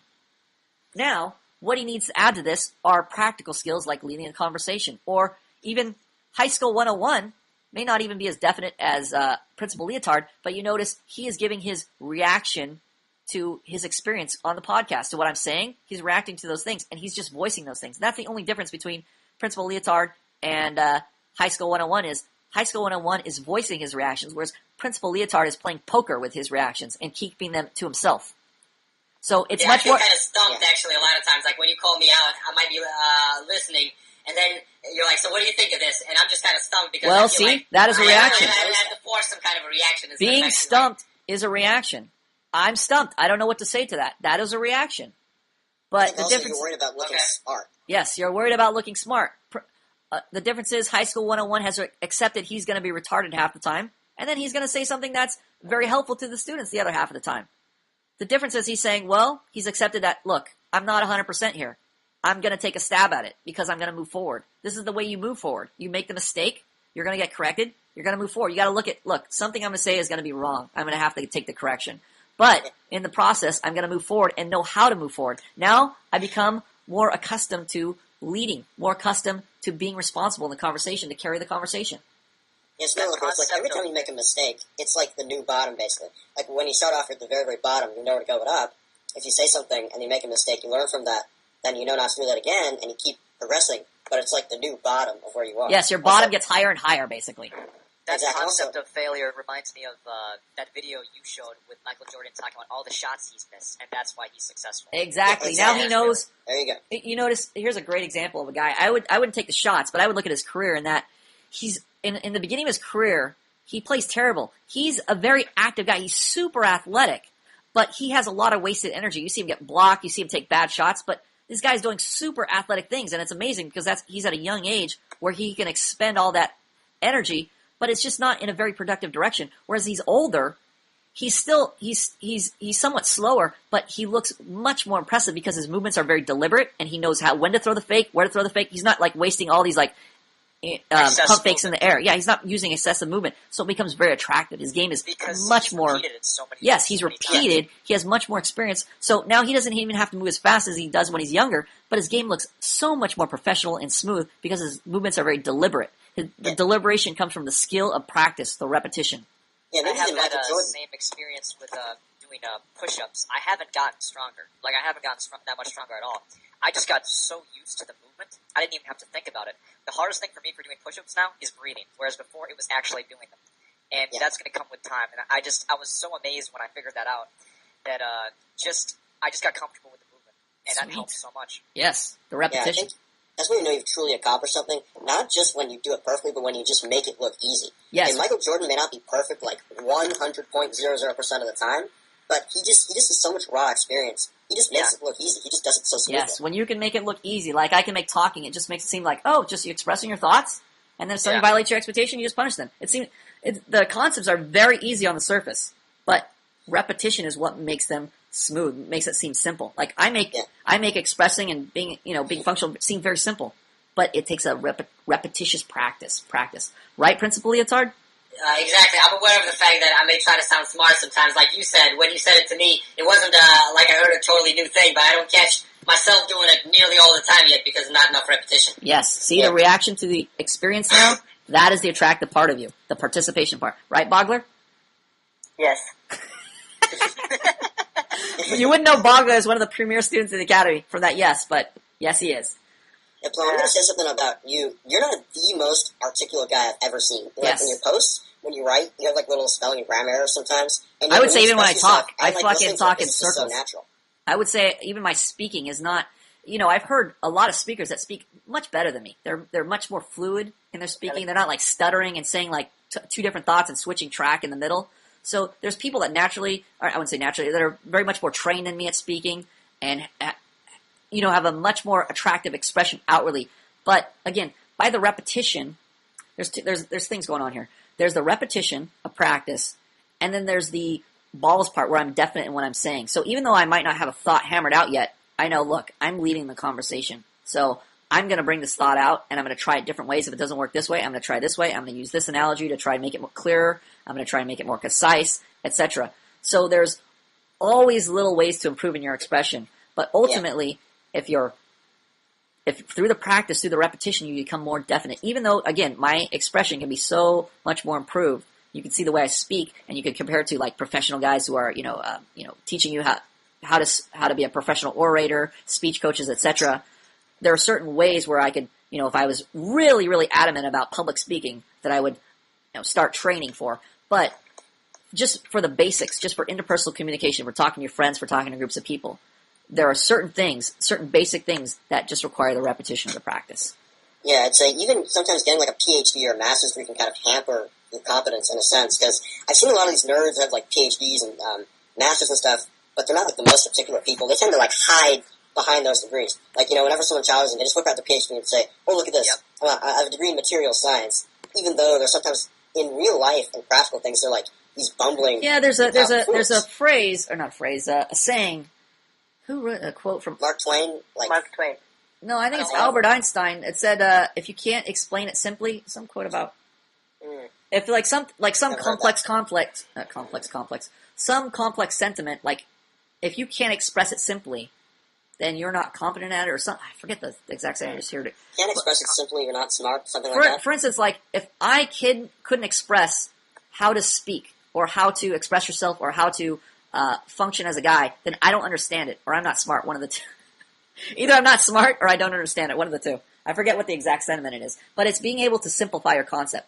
So this is why, I use analogies and things like that, because it shouldn't be, just because I know there's a lot of things that go into it, it shouldn't be so complex where I can't explain it to a simple layman. Like I couldn't bring it down to somebody who has a very simple education, or even a child. I should be able to explain the same concept. Interpersonal communication, you still have to communicate when you're a kid, when you're in high school, when you're in college, when you're talking to professionals in your career. All different levels there's communication. So these concepts, because they're we're talking about principles, they apply across the board from children all the way to adults. So if I can only explain to adults and I can't explain to children, that's a deficiency in my understanding. That shows a deficiency. I don't all view these the world PhD guys intelligence anymore. I view it as how trained is this person. Whenever somebody says something stupid, I don't think of it, oh wow, this person's dumb. I view it as, wow, they're poorly trained. Ever since I came to this academy. It's not a question of if you're smart or stupid. Exactly. This is a good way to look at it, because then it takes away the prejudice of, oh, this is naturally a stupid person. Like a lot of guys are stupid, but it's because they've been poorly trained. Yeah, I mean, stupidity is intrinsic. That's where everybody starts. Everybody starts out stupid. If you were to just take a baby and put it in a dark room and just give it enough to food, it's going to be stupid, no matter what. Yes. And it just comes through training. That's how I look at it now. I have a question on that. Don't some people have a naturally higher IQ or talent? I would say, look at this. It's like this. Some people can add faster in their head. I'm sure, naturally speaking, High School 101 could multiply numbers or add numbers in his head faster than I can naturally. Just natural raw talent or ability, or capacity, I should say. So he has a higher capacity than me, naturally speaking, to add numbers or subtract numbers in his head than I can. If we just took a raw speed test. But we could still arrive at the same answer, the same correct answer. Because we both have the same training. Longer. It just would take longer for me to, to learn something, or, a concept, a math concept. This guy might be a bright guy in understanding math concepts. Like you, Mago, you can teach math, and some of the concepts, I didn't pass advanced placement calculus. I didn't pass calculus, so I fucking don't know sine, cosine, and all that shit, right? The terms are familiar to me, but the understanding. I think it was just training. Even I wouldn't have known if I didn't try. Yeah, but there's certain guys who can catch on fast to the concepts. Like, for instance, there's this guy who is, I would consider socially retarded, but got the math concepts like that, like they were nothing. Yeah. Even Albert Einstein, he said that when people asked him how we can figure all of these things out, he said, it's not that I'm that smart, it's just I'm very tenacious with figuring things out, and I stick with it even when other people give up. Yeah, so it's not so much that he has this incredible ingenuity, he just sticks with it. I could apply this to sports. Like, for instance, I'm not the most gifted athlete. I'm athletic, but not the most gifted athlete. But I have a desire. I have a very competitive desire where I need to be better than this guy. So it drives me to do better than that guy. Like I train harder. I train more meticulously. I look at what I'm doing wrong. I'm more critical of those things. So now my adjustments are more effective than most people. So it appears that I'm a better athlete when really I just play the game better because I have better training. Well, clearly your will is way higher than almost all the students in the academy. Something really drives you. Well, it's just it's not a question of if you have the ability. It's a question of are you willing to train that ability. Yeah, that's what I was talking about.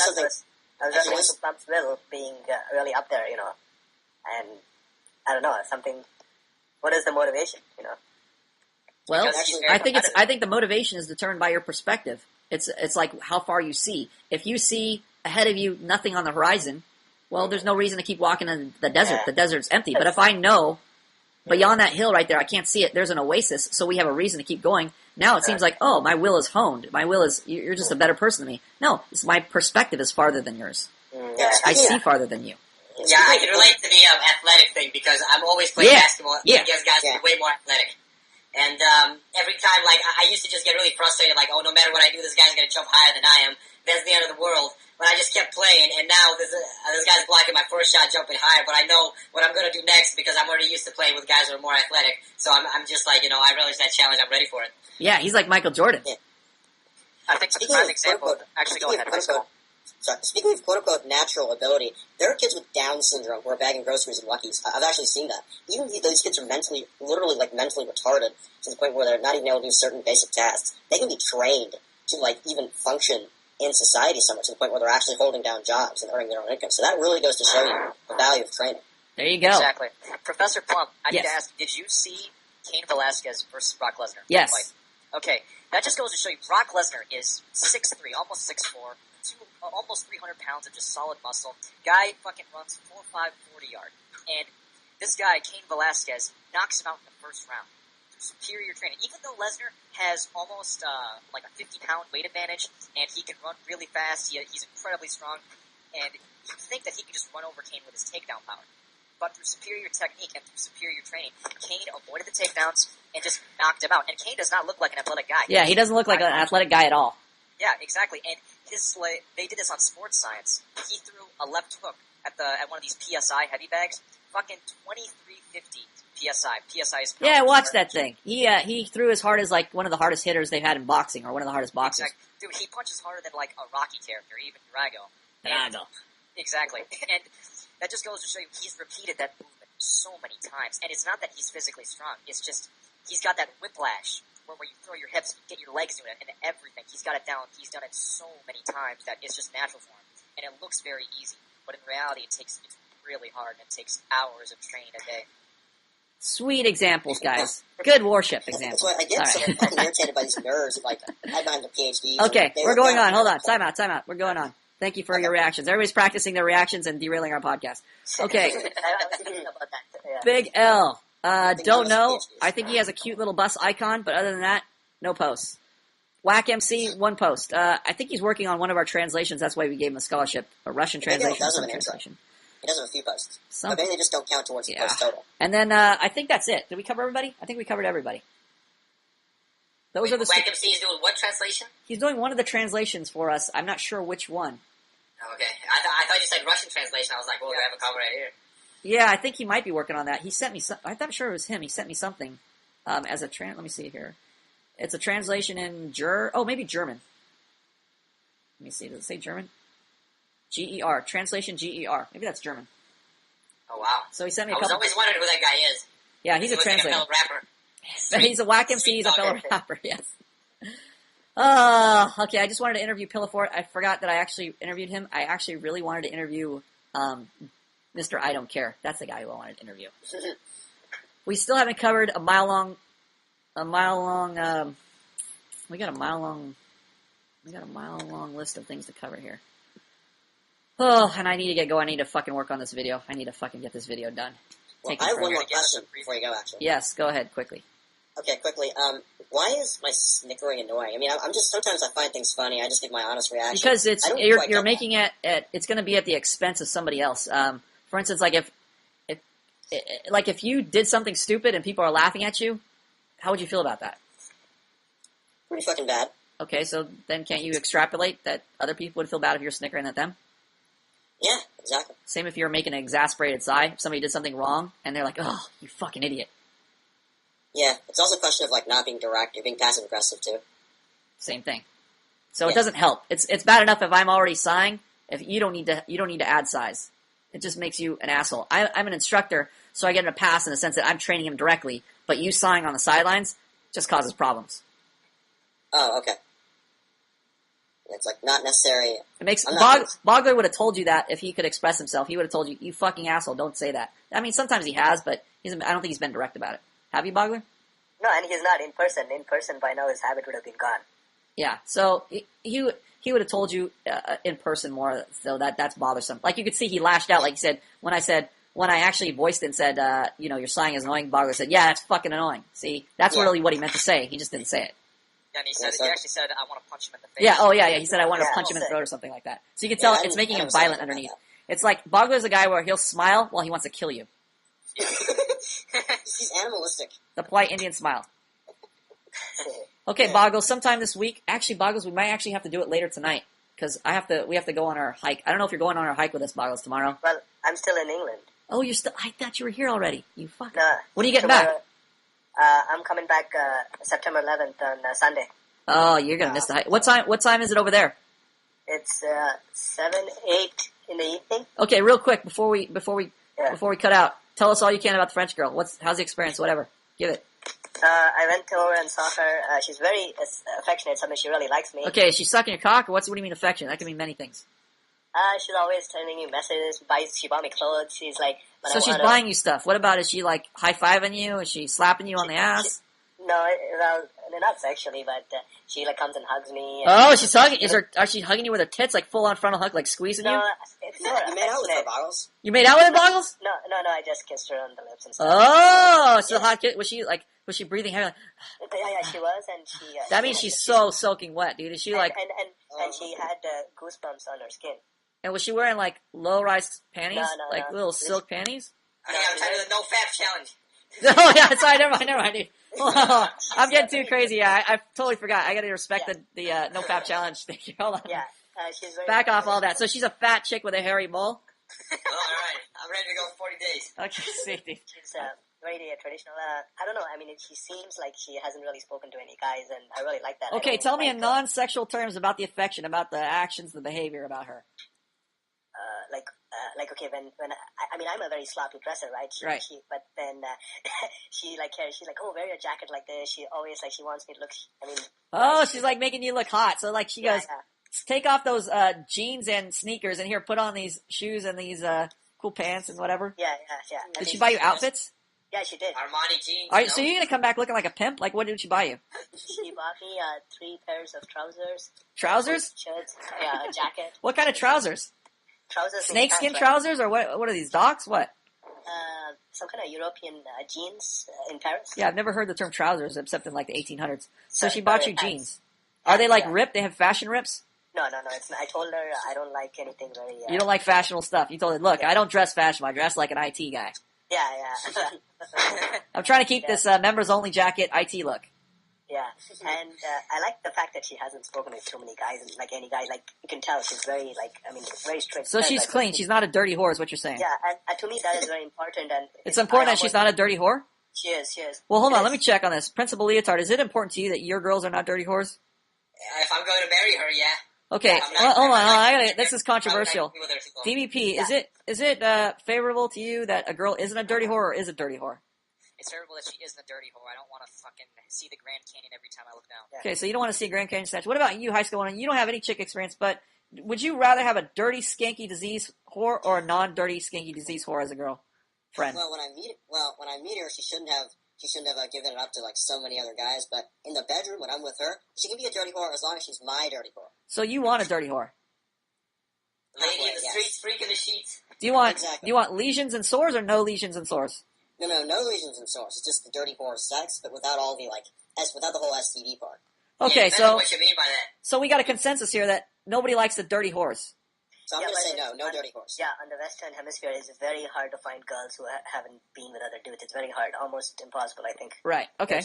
Yeah, and that's pretty important in my culture. I don't know. Right. It makes my skin boil blood boil if I think of it.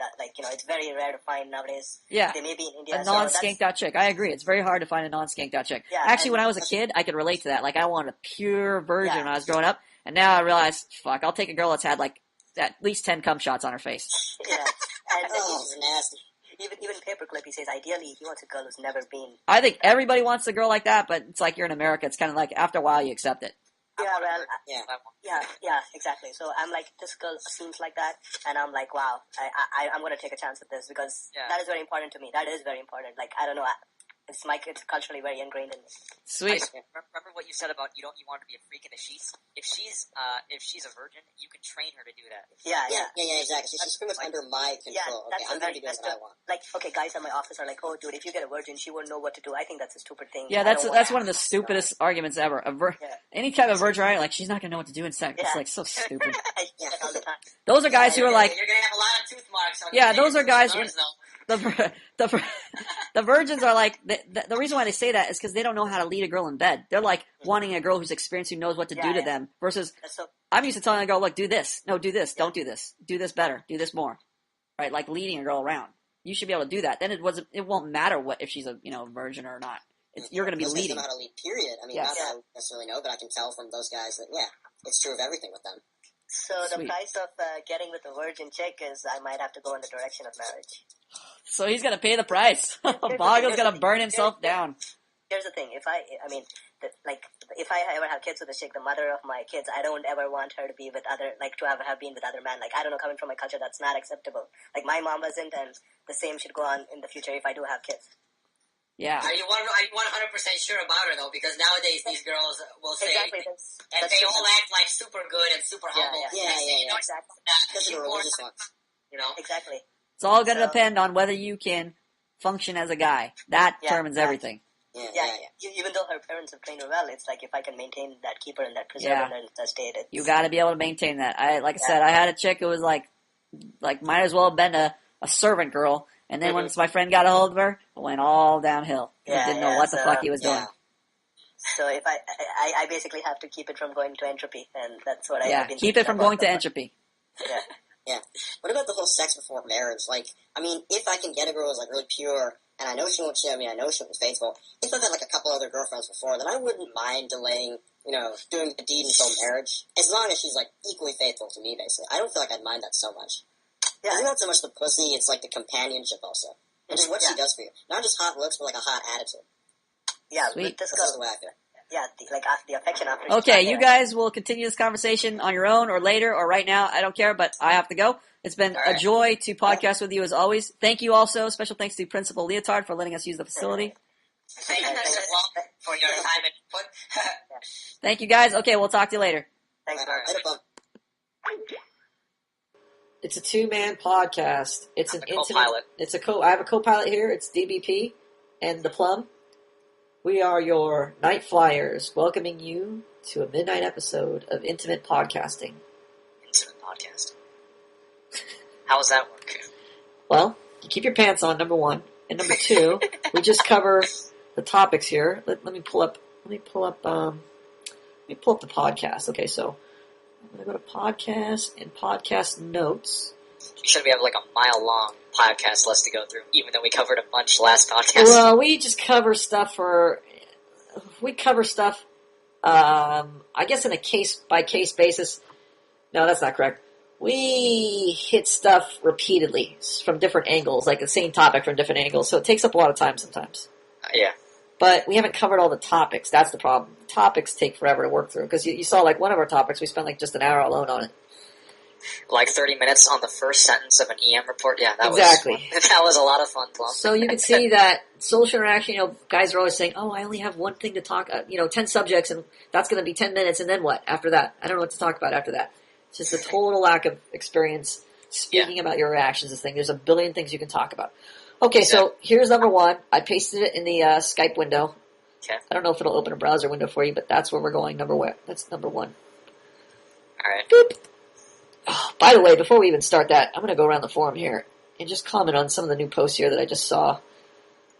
Whose did I just see? The boy who refused to fly without being pushed off a cliff. This is JAR Management Report, Expectation Management Report, third page, down at the bottom. All right, 1 second. Okay, there we go. He says he's got like a three-pronged attack here. He's going with efforts on attempting to socialize, proper usage of ebook principles in social interaction, and body language and proper tone. So he's a very ambitious guy. It's great to be ambitious. Reality might be a little different than your plans, but at least you're going to take a stab at it. So don't be disappointed if you don't have the training to complete all these things, or if you don't even make half of these things. It's good that you're making the effort to at least do that. How his ratings are realistic of his current ability. Yeah, a lot of people they just want the slap on the back, like, who has a tendency to, like High School 101, he'll repeat a concept and say how much he learned it, how he appreciated everything. And it sounds like me when I was in high school, and I was like, oh, I know what you want to hear, and here's what I'm saying it, now give me the pat on the back. Saying it exactly how you want it. Yep. So if you think you're going to learn a concept in a week or a day, I don't want to discourage you by saying anything, or if you want to write about it and say, oh, look at this, it's so clear to me now. I kind of discount those. I don't really give a fuck about those. Come back after a year and tell me you're consistent after a year. You're going to tell me after a week? I don't give a fuck. So, for instance, Rob is, is talking about the FAP challenge, and he's consistent for, I don't know, X amount of days. And I'm like, you know what? Keep your challenge up for a year, and then talk to me. Don't talk to me after 21 days. That means nothing to me. It's consistency is a yearly thing. It's not a weekly thing. It's not a monthly thing. It's a yearly thing. Yeah. Think in terms of year cycles. That'll take you out of your delusional view of, oh, I'm competent. Because everybody is competent in a 10-meter sprint. Everybody's thinking in terms of 10-meter sprints. Like life is one 10-meter sprint. It's a fucking long marathon. Try a 22K marathon on. There you go. That. You have to train. Ridiculous. You not just train one day, multiple days or months, and you got to keep training. So it's going to be not meticulous. It's going to be tedious. You're going to have to do things over and over by repetition. So this is what it means to learn things, learn the concepts. There's got to be repetition involved, and you got to have a span, a time frame in your mind, like a perspective of years, not weeks, not days, not hours. That's why movies where it shows guys training like Rocky and Never Back Down and things like that, they make training look dramatic and fun and all that. Yeah, you're like, hearts on fire, and by the time the song is done, your body's already big. Yeah, when you actually try it, and you actually try doing that, you want to quit, you're just like, fuck this. Day one is cool. Day one is hearts on fire, strong desire, and then you wake up on day two, and your fucking arms are sore, and you're like, oh, I'm done, tap out, done. Exactly. That's when training starts. Training doesn't start on day one. Training starts on day two when you don't want to train. Yeah. I think it just starts when you don't want to train in general. Training starts when you don't want to do something, but you have to do it. That's when training starts. It's easy to start when everybody's all pumped up and everybody's pepped up and all on the same page. You got people working when your with you. emotions are into it. You got to think outside your emotions. You got to act without when people aren't doing it, when the academy's down, students are discouraged, when you're the only one, it seems, is out there doing it, that's training. Yeah. When people aren't looking, that's training. There's a famous quote. Again, I always forget all the quotes. I get the gist of the quote. Bruce Jenner? What? Is it, hold on, is it the quote, it's about doing the work when nobody's looking? That quote from Bruce Jenner, is that what you're about to say? It's not Bruce Jenner. It's said much earlier. It's something about character. It's along the same lines. It's, character is what you do when nobody's looking. Yeah. So it's along the same line. So it's the same concept that when nobody's looking and there's nobody to give you a pat on the back, when you do it anyway, without somebody looking at you, that is training, that is character, that is what you are made of, so to speak. That is what your product of your training. When because people you're are looking, self-willed. You don't have people looking at you to cheer you on or encourage you. You don't have that extra ego boost to make you perform in front of them. Yes, then it's like an emotional spike. It's like when you're clapping for a chick and she's like glowing and beaming and she feels like she's on top of the world. Yeah. As long as you're clapping, that's how she feels. So we have a lot of that right now. Everybody's in the early stages of that. So these ambitious attempts to do things are, okay, that's great that you're ambitious, but you're going to have to come up against life's tediousness, life's slow time frame, and that's really going to test you. That's when the training is going to begin. Okay, so he's starting out. He's got 3 categories of whatnot, and then he writes an EM report. This is amazing, this kid. He's already EM report again. So he's starting to post more, which is a good sign. Good sign. Always a good sign to post more, even though he's still posting retardedness. Like, if you read his second sentence there, he says, basically explains, he's talking to his friend and trying to get him to read the ebook, which is pretty cool. And he's saying, basically explains how feminism has ruined our society and how we as men can get our balls back as a solution. And he puts in brackets, I answer the question. Which is, number one, it's retarded. Number two, there's, after the lecture of what goes in the brackets, I don't know how many hours of podcast I've wasted on that already. But the come around and his next EM report says in the brackets, it's even at the top. Before you do anything here, read the EM guidelines also. Yeah. I changed positions. I think, instead of making it just a sticky post, I'm going to make it the main global post, a different color. It's going to stand out. And what's one of the first things he puts in brackets? I answer the question. Why does that even fucking matter? Why is it even relevant? So, again, he's a new guy, so he's going to make these mistakes. Jar, that is completely retarded. The rest of it is pretty decent. He even quotes here from the ebook, which is impressive to me. Whenever anybody quotes from the ebook, if it's something super cool that I haven't read in a while, I like to rush back to the ebook and read it. Now, there's 2 things that happens. Usually I find like a typo or grammatical error, and I'm like, fuck, I hate when I find those. So I immediately have to retool the book and re-upload it, and it's like a 10-minute process. Or I actually read it, I'm like, oh, this is cool. Oh, this is cool. I like this. Because when I'm writing it, I'm kind of just writing what I'm familiar with but not necessarily absorbing it through the student's eyes. And that's kind of like living vicariously through the student's experiences. It's always invigorating. Yeah. Yes. Okay, so that's Jar. I wanted to cover that one. Then, right. Another one I wanted to cover was Blue, Expressing Myself, page 12. All right. I think if you just, never mind. You can just click on New Posts, and it'll post the most recent post, and I'm just clicking forward and backward on them. No, I just gotta open a new tab because I'm trying to keep all 3 of these open. Yeah, okay. So he says, I'm one neurotic guy. When I deleted my girlfriend's number and email address, I did it with the intention of forgetting about her and moving on. Her number I can't remember, but unfortunately, her email I can. So he's like, look, he's trying to email her. Yeah. And he's also getting fucked up, retarded advice from Rob, which is already always fucking up something. It's always a student with good intentions and bad judgment who is always fucking up Manhood Academy. So Rob falls into that category. He's got a lot of good intentions, but giving Blue fucking retarded advice. Blue is the exact same way because he's giving Bogler advice on the marriage. Yeah, I mean, the thing is, though, whenever students learn something, they won't have it. They won't have a realization of it. They're just going to learn it, and it's going to sound really good. And then they're going to start teaching it as a natural tendency, like, look what I know. And they're going to make mistakes, of course, because they don't know what the fuck they're talking about. And so that kind of just cycles through, and you just got to kind of deal with it. It's not something you can really prevent because it's going to happen over and over. It's just part of the training process is students fucking up and are going to fuck up. It's like somebody's going to drop a grenade who's in your platoon, and they're standing right by you. You got to expect it. So you're just basically got to learn to move faster. You can give like 1,000 safety lectures and say, hey, don't fucking carry live grenades. Don't throw them around and don't play with them. Some asshole's going to play with one. You got to be ready to fucking move. So the same with the academy.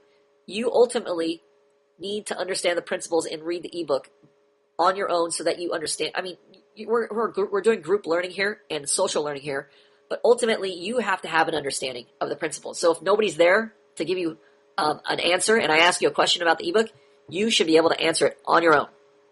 Yeah, and that's where experience comes in because you'll be able to draw from real life experiences. It's much more visceral and much easier to remember concepts when you actually see them in person. But, okay, that was the wrong word. You meant visceral. I got it. I just like I caught onto that. Visceral. I've never heard it say that way before. It sounds like the French. Is it visceral or visceral? It's visceral. Okay, visceral. Okay, good correction. I'm going to remember that now. Visceral. I'm sure I say things. You know, it's like it's really an issue of whether you care about the pronunciation or not. I'm sure there's some words I've said that I don't even know the correct pronunciation, but it's so comfortable that even if somebody corrects me, I don't care. I like saying it the other way. I'm so used to it. Well, visceral sounds so nice, like visceral. Visceral. Cool. Exactly. Okay, so what was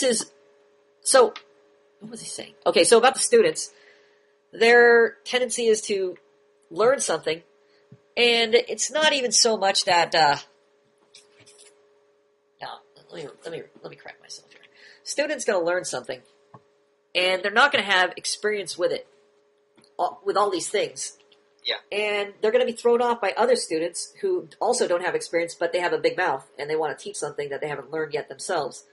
So they're going to be thrown by that, and it's going to kind of go back and forth. So I got to step in there and adjust them to correct them, and also their own experience is going to correct them because there's going to be a disconnect. There's going to be some kind of, they're going to be learning something from the ebook, and they hear something from a student, and they're like, well, it sounds like it should work this way. And then their experience, it doesn't work that way, and there's a problem. They're like, why the fuck doesn't this work?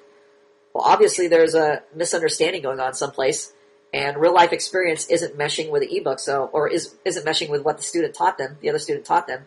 So now they're like, fuck, what do I do? And that's where you have to have a professor step in, a teacher step in, and say, look, this is where you guys fucked up at. Yeah. So it's just part of an ongoing process. It's an expectation. Let's see here. So let's delve into a mind of a delusional guy here. Let's delve into Blue's mind. Clearly, I'm fucked. The good news is I know I'm fucked. No, you don't. You know you are fucked outwardly, but you don't know in what ways you're fucked. So, yes, I guess in a general sense you know you're fucked. That's the correct statement. The bad news is it's hard to get unfucked. I know I'm fucked up in the head because, for one, I care about what she's going to think if I do write her. Second, I'm trying to think of the right words. So it's kind of two kinds of problems. If this was not the girl he was in love with, just like any girl, it would still apply. This would still be the same problem of what are the right words? How do I please her? How do I meet her expectations? So not understanding how to lead a girl in a social interaction. It's the same problem with any girl. So this isn't just specific to this girl. Yeah. The fact that he's in love with her just only exacerbates the problem. So it makes it a little more intense, a little more neurotic. What's the right thing to say to the girl I love that I really want to impress? but basically the same problem that most students are experiencing. And third, she's the one who ultimately left the relationship. Why would I ever give her my attention? Okay, so this is just bad reasoning. She left the relationship because of a number of things. Number one, this guy is seeing another girl in the relationship, or is basically screwing around. Hold on a second. I just noticed the bathroom light was on. I didn't want to waste electricity, so I had to go over and flip that off. All right, so he doesn't want to. He wasn't necessarily serious about this relationship to begin with, so he's fucking around with some other girl on Facebook, flirting with her or doing something with. I don't know exactly what's going on. And so this girl that he's, his girlfriend found out, and now there's a problem created by that. So that's just a immaturity in the relationship. Like, on one hand, it's not even certain yet, because if he's fooling around with this other girl, it's almost like, why is he talking to her if he likes his girlfriend? So I kind of suspect there might be something else going on here, meaning like, if you're attached to a girl and suddenly, you're getting emotional stimulation and you're getting your relationship needs met, companionship and all that, that feels really good. But if you're just not ultimately into that girl, you ultimately don't like that girl, you'll start talking to other girls. But if that girl withdraws her affection, like his girlfriend did, suddenly it's like somebody took away your candy, and all of a sudden you think you really want that candy, when really it's just the feeling of having the candy, of having that security of... You can't have your cake and eat it too, basically. Yeah, but that's not the point. The point is, let me see if I can explain it from my point of view. Like, for instance, there was a girl who I was dating, and I wasn't ultimately into her. I didn't love her. I liked her. She's a good girlfriend and everything. But I didn't see it as a permanent thing. So I was seeing other girls on the side. And then she found out, and then lo and behold, she wanted to break up. And I was like, I didn't really care. But because I wanted to have her around, it became an issue where I eventually did care. And it wasn't because I ultimately liked her. It was just that she withdrew her affection, and I wanted to have her affection. It was comforting. So it became a serious matter to me in the sense that I no longer had that safety net or had that comfort. I didn't get the comfort from her. So it felt worse than it actually was. It felt like I actually lost somebody I loved, when really I didn't. It was just that she withdrew her affection, which affection feels very good. Yeah, so you don't know how good it feels until it's taken away. So it was kind of that story. It was like I was eating cotton candy and just kind of going along, and it was okay. I don't really like cotton candy, but it was good to have around. And I was just used to having it on the counter when I got home from work or something. And then one day the cotton candy supplier just decides not to deliver the cotton candy. And I'm like, fuck, I really need that cotton candy. So there's a panic and there's an emotional attachment. It's almost like you're withdrawing from drugs. Yeah. So that's the type of feeling. It's like a desperation feeling, like, oh, I really need that cotton candy, when really you didn't. Because when you had it, you really didn't act like you needed it. You didn't behave like you needed it. So that's the sense I get from Blue's relationship. I think he's suffering kind of the same thing I went through, and like many times I actually went through this, where it was a girl I just really wasn't into, but because she withdrew the companionship and the affection and the sex and everything that went with it, I eventually made it more important to myself than it actually was. Yeah. So that's a possibility. And then, let's see. I have some experience with that, just not at the level you're speaking of. Okay. And then, let's see. He says here, why would I ever bother giving her my attention? Okay. He's looking at it as a I give you, you give me type situation, where he's kind of looking at it like he's looking at scales. Like, I'm giving you 2 units of love, you should give me 2 units of love back. I'm giving you 2 units of affection, you should give me 2 units of affection back. Fortunately, human relationships don't work that way. It goes like this. I meet your needs, you meet my needs, regardless of what is on the scale. So if your needs are 10 units and my needs are 4 units, it doesn't matter if you get 10 and I get 4. Ultimately, what matters is if our needs are being met. So this guy is looking at it like, most deluded guys look at it. They're looking at it in terms of units, like, she's doing something to me, I should do something to her. She's not doing something to me, I should not be doing this to her. In that way. Where you should be treating your girl according to how you want your needs met, how you want her to meet your needs, and treating her how you want her to meet your needs, and then, treating her to meet the way that will, how am I saying this? You want to meet her needs. Yes, and then you want her to meet your needs. Yes, and then you want her, here we go, we got I'm adding high school to the call. Yep. Yes, we got HS 101. HS 101, what's up?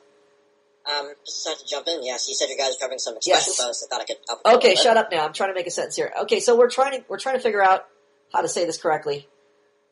He's trying to basically get her needs met, meet her needs, and meet his needs. Meets his needs. Yes, that is ultimately the current concern.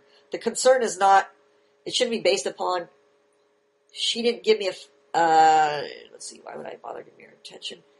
Not based upon what she's doing to me now. It's how do I get our needs met mutually? That's the main concern.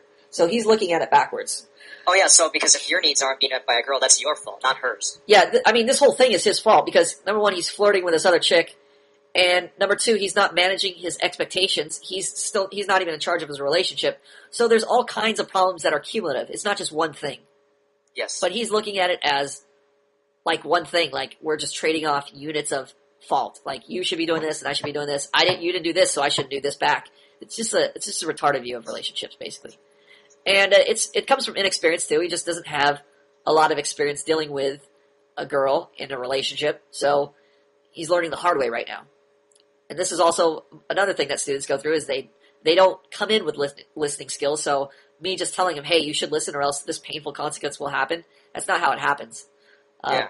It's like telling a kid that fire is hot. They're going to want to touch it themselves. They're not going to believe you. Yes. They might believe you. I was just watching. They're still going to do it. Yes. I was just watching this clip on, somebody sent in a clip. I vetoed it, actually. They were trying to say this is how you could tell a mangina is if this 13-year-old girl who's in like a police boot camp swings at an officer and you don't do anything about it, you're a mangina. So they're trying to make a larger point than this film was actually, or this video was actually making, so I just vetoed it. I don't think it went along with the mangina thing, but it basically shows like a girl out of control because nobody's stepping in. Her parents aren't stepping in, so obviously the dad isn't in control. He isn't exercising his authority properly.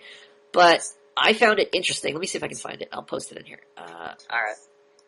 Wow, that sounds scary. Disturbing. Fuck, it's in Hip Hop World. I fucking hate Hip Hop World videos.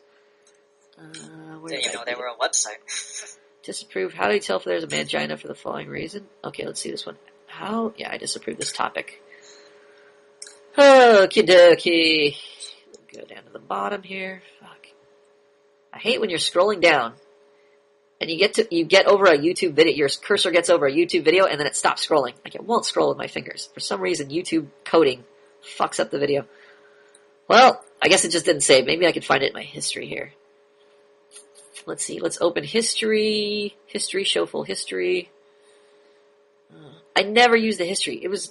I was always thinking, like I'd see something on YouTube or something I wanted to share and I'd be like, where was that fucking thing? I wish I could find it. And then I finally realized what the history was for. It was for that exact purpose. I was like, wouldn't it be cool if they invented something that could help you find past web pages you've been on and you could share them with people? It's such a cool idea if they invented that. Well, yeah, unnecessary, but yeah, that'd be cool. It's a good thing they invented the history. Okay. I like one like that for videos. TJ. Oh, what am I looking at? It's not that. It's, what's that thing called? You ever heard of it? It's like World Hip Hop something. Anybody on Google right now, look up World Hip Hop. Okay. I'll do it. And maybe it'll give you suggestions in the Google box. World Hip Hop. I got World Star Hip Hop Internet. Yeah, it should be like that. It should be like a video site.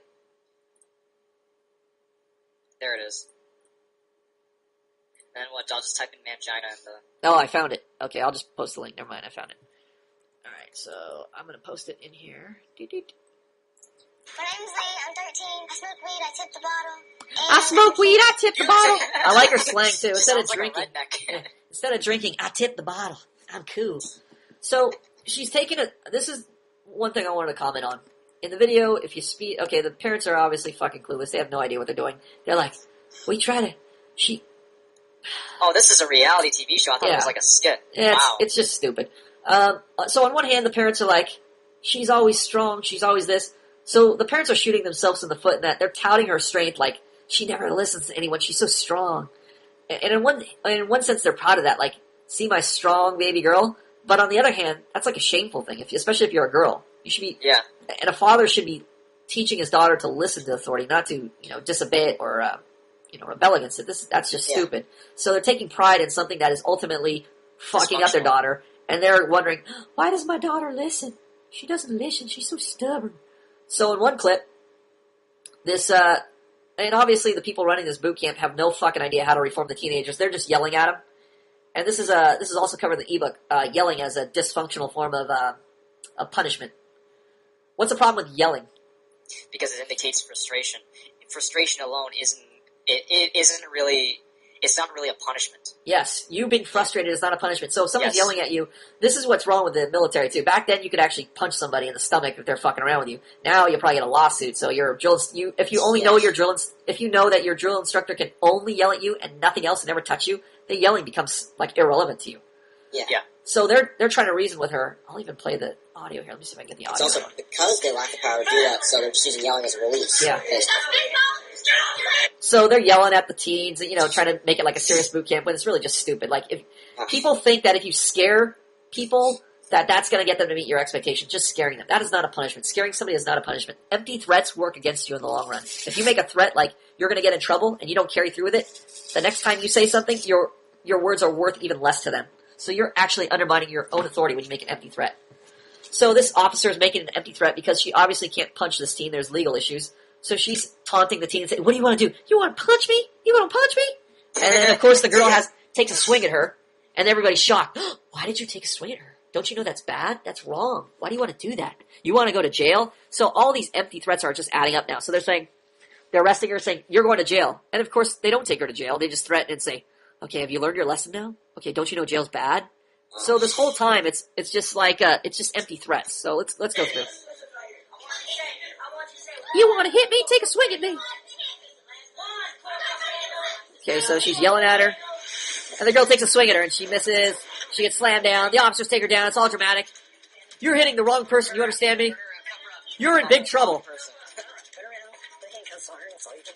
You're in big trouble. So they turn her around, and they play dramatic music like she's really in trouble. So the audience is supposed to get this from seeing this clip.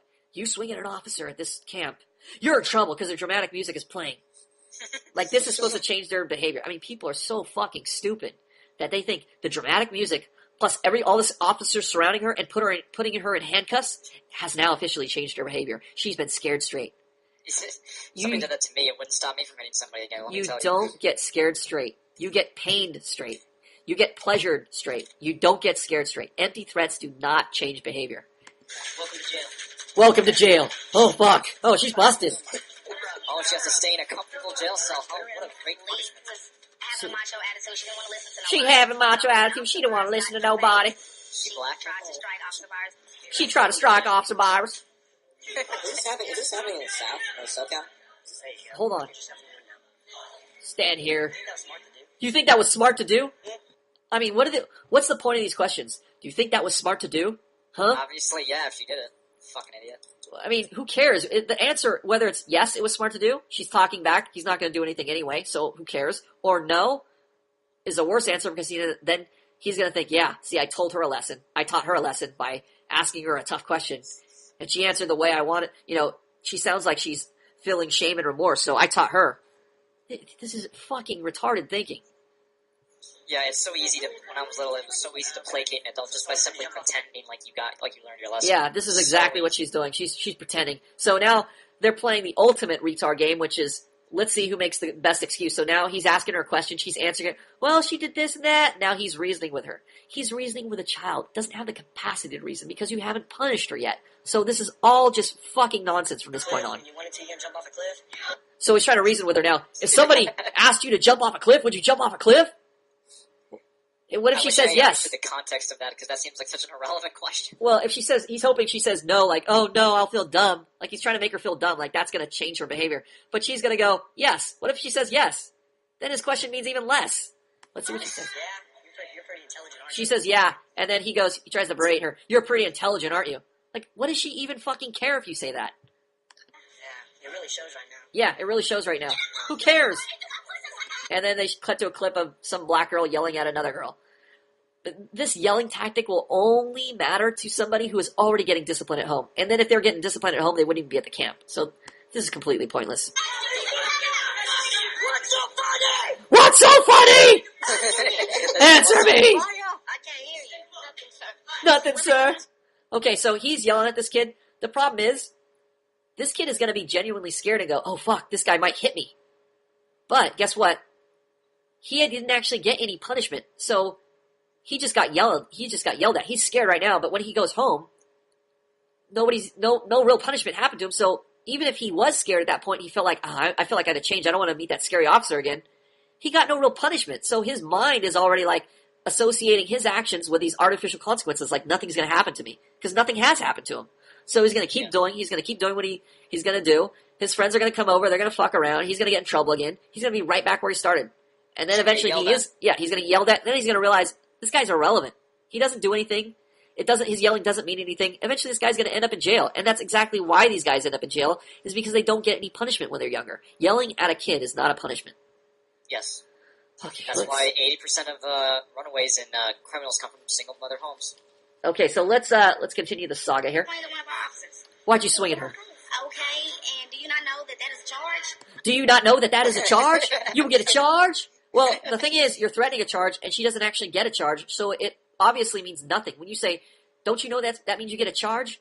Even if you said that to her, and you don't give her a charge ultimately, it means she doesn't get a charge. It means exactly the opposite of what you're saying. It means you're making an empty threat, and she shouldn't get a charge. Do you think you can get away with that? You think you can get away with that? She is going to get away with it. Watch. Yes. You're going to take the handcuffs off. You're going to ask her, are you ready to join the group again? And she's going to join the group again. And that's going to tell her, yes, I can get away with it if I just help idiots like you by just giving you the answer you want to hear. So just because somebody's in your face trying to give you discipline, you're going to swing at her? Just because she's in your face giving you discipline, you're going to swing at her? Of course. Yeah, she just says, yeah. Yeah. So basically, you don't care if you get locked up or not. No. So basically, you don't care if you get locked up or not. No. Okay, she already doesn't care if she gets locked up or not, so they ultimately have to up the ante now. They have to lock her up, so she will care. But of course, they're not going to do it, so it's like this girl holds all the power. The one with the authority in this room is the girl. Pathetic. Because it is pathetic, because adults are scared to touch her because they're afraid of the lawsuit. So really, she holds all the authority in the room. Why do you have that attitude? Why do you have that attitude? Why do you think you fucktard? Because you're not in charge, she's in charge. She can do whatever she wants. Just want to get out of the room. So that was your way of doing it. Be locked up. We're literally going to jail. Going to jail. You're going to jail. Do you think jail's way worse than that room back there? Yes, sir. You're not as tough as you think you are, honey. You're not as tough as you think you are. My empty threats are tougher. So you can let the little attitude go. You can let the little attitude go. She needs it. Let's get her back into the program, guys, because she really needs it. With that attitude, she definitely needs it. If it was She needs better what? for her, why didn't they just leave her in there? Yeah, they're going, we better get her back in the program because she definitely needs it. Yeah, with that attitude, she really needs it. What does she need from your program? To have more empty threats? It's like, what is she really needs the program. She fucking violated the program rules to get out of the program. How is the program helping her? You're actually giving her more incentive to fuck up so she can get out of the program. Yeah, here we That's go. the funny part. Hold Because on. She knows she can't get it. Hold she knows on, she he's can't get away with fucking, anything. DVP, this guy's trying to fucking teach me something, you're talking over him. Quiet, hold on. You're gonna go in there, you're gonna act right, right? And she says, hands to herself, right? Right. And they take the handcuffs off. Whoa, that cured it. So the final solution was threaten jail. Of course she never goes. And then, final lecture. Okay, now you're gonna go back in that room and not touch anybody, right? Hands to yourself, right? Right. Okay, problem solved. Problem solved. What the fuck did they do? They did absolutely nothing to solve the problem. Just empty threats, and then they try to so-called talk her through it. Look, here, you're dumb. You don't get it. You were bad. Now you're going to behave, right? No. You're dumb, you're bad, you're going to behave now? The leap in logic is astounding. Okay. Before I explode, we got to move on to our next topic. YouTube video. Let's see here. Aha. Here we go. Here we go. I'm going to post this in the Skype. Boop. This is the buddy I offered a free scholarship to because I saw this video and it made me cringe. Oh, this guy.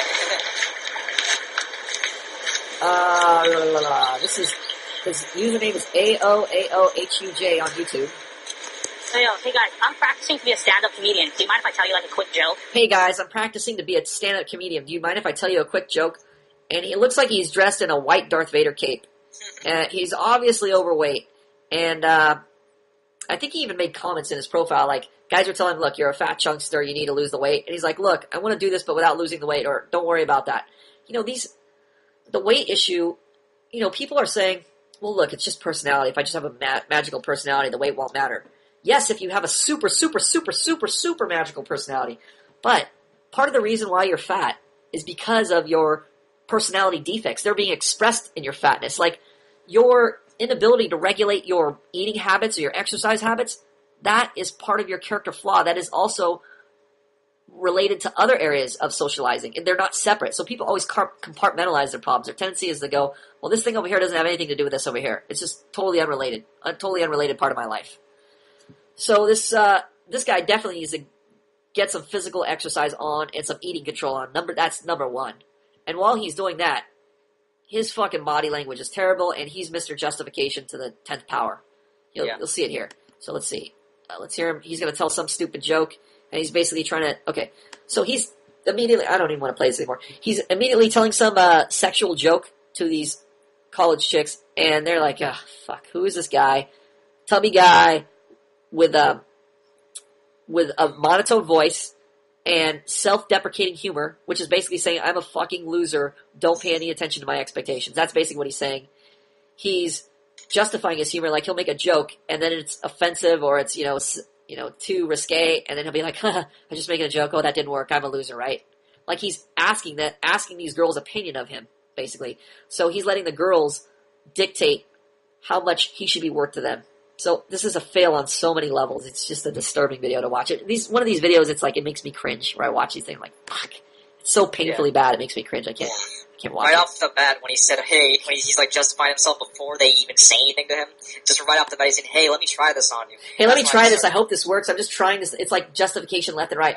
It's the same problem with the asking the time exercise. Instead of just asking the time, you come up with so many justifications in your head as your perspective. You're already in the wrong page. You're already saying, how can I meet your expectations? Okay, number one, I don't want to ask you in the wrong place. I don't want to ask you while I have a watch, so I'm going to remove my watch. I don't want to have my phone in sight because you'll think I have the time on my phone. So before you even get the question out of your mouth, your whole attitude is, how can I meet your expectations? You're so much more important than I am.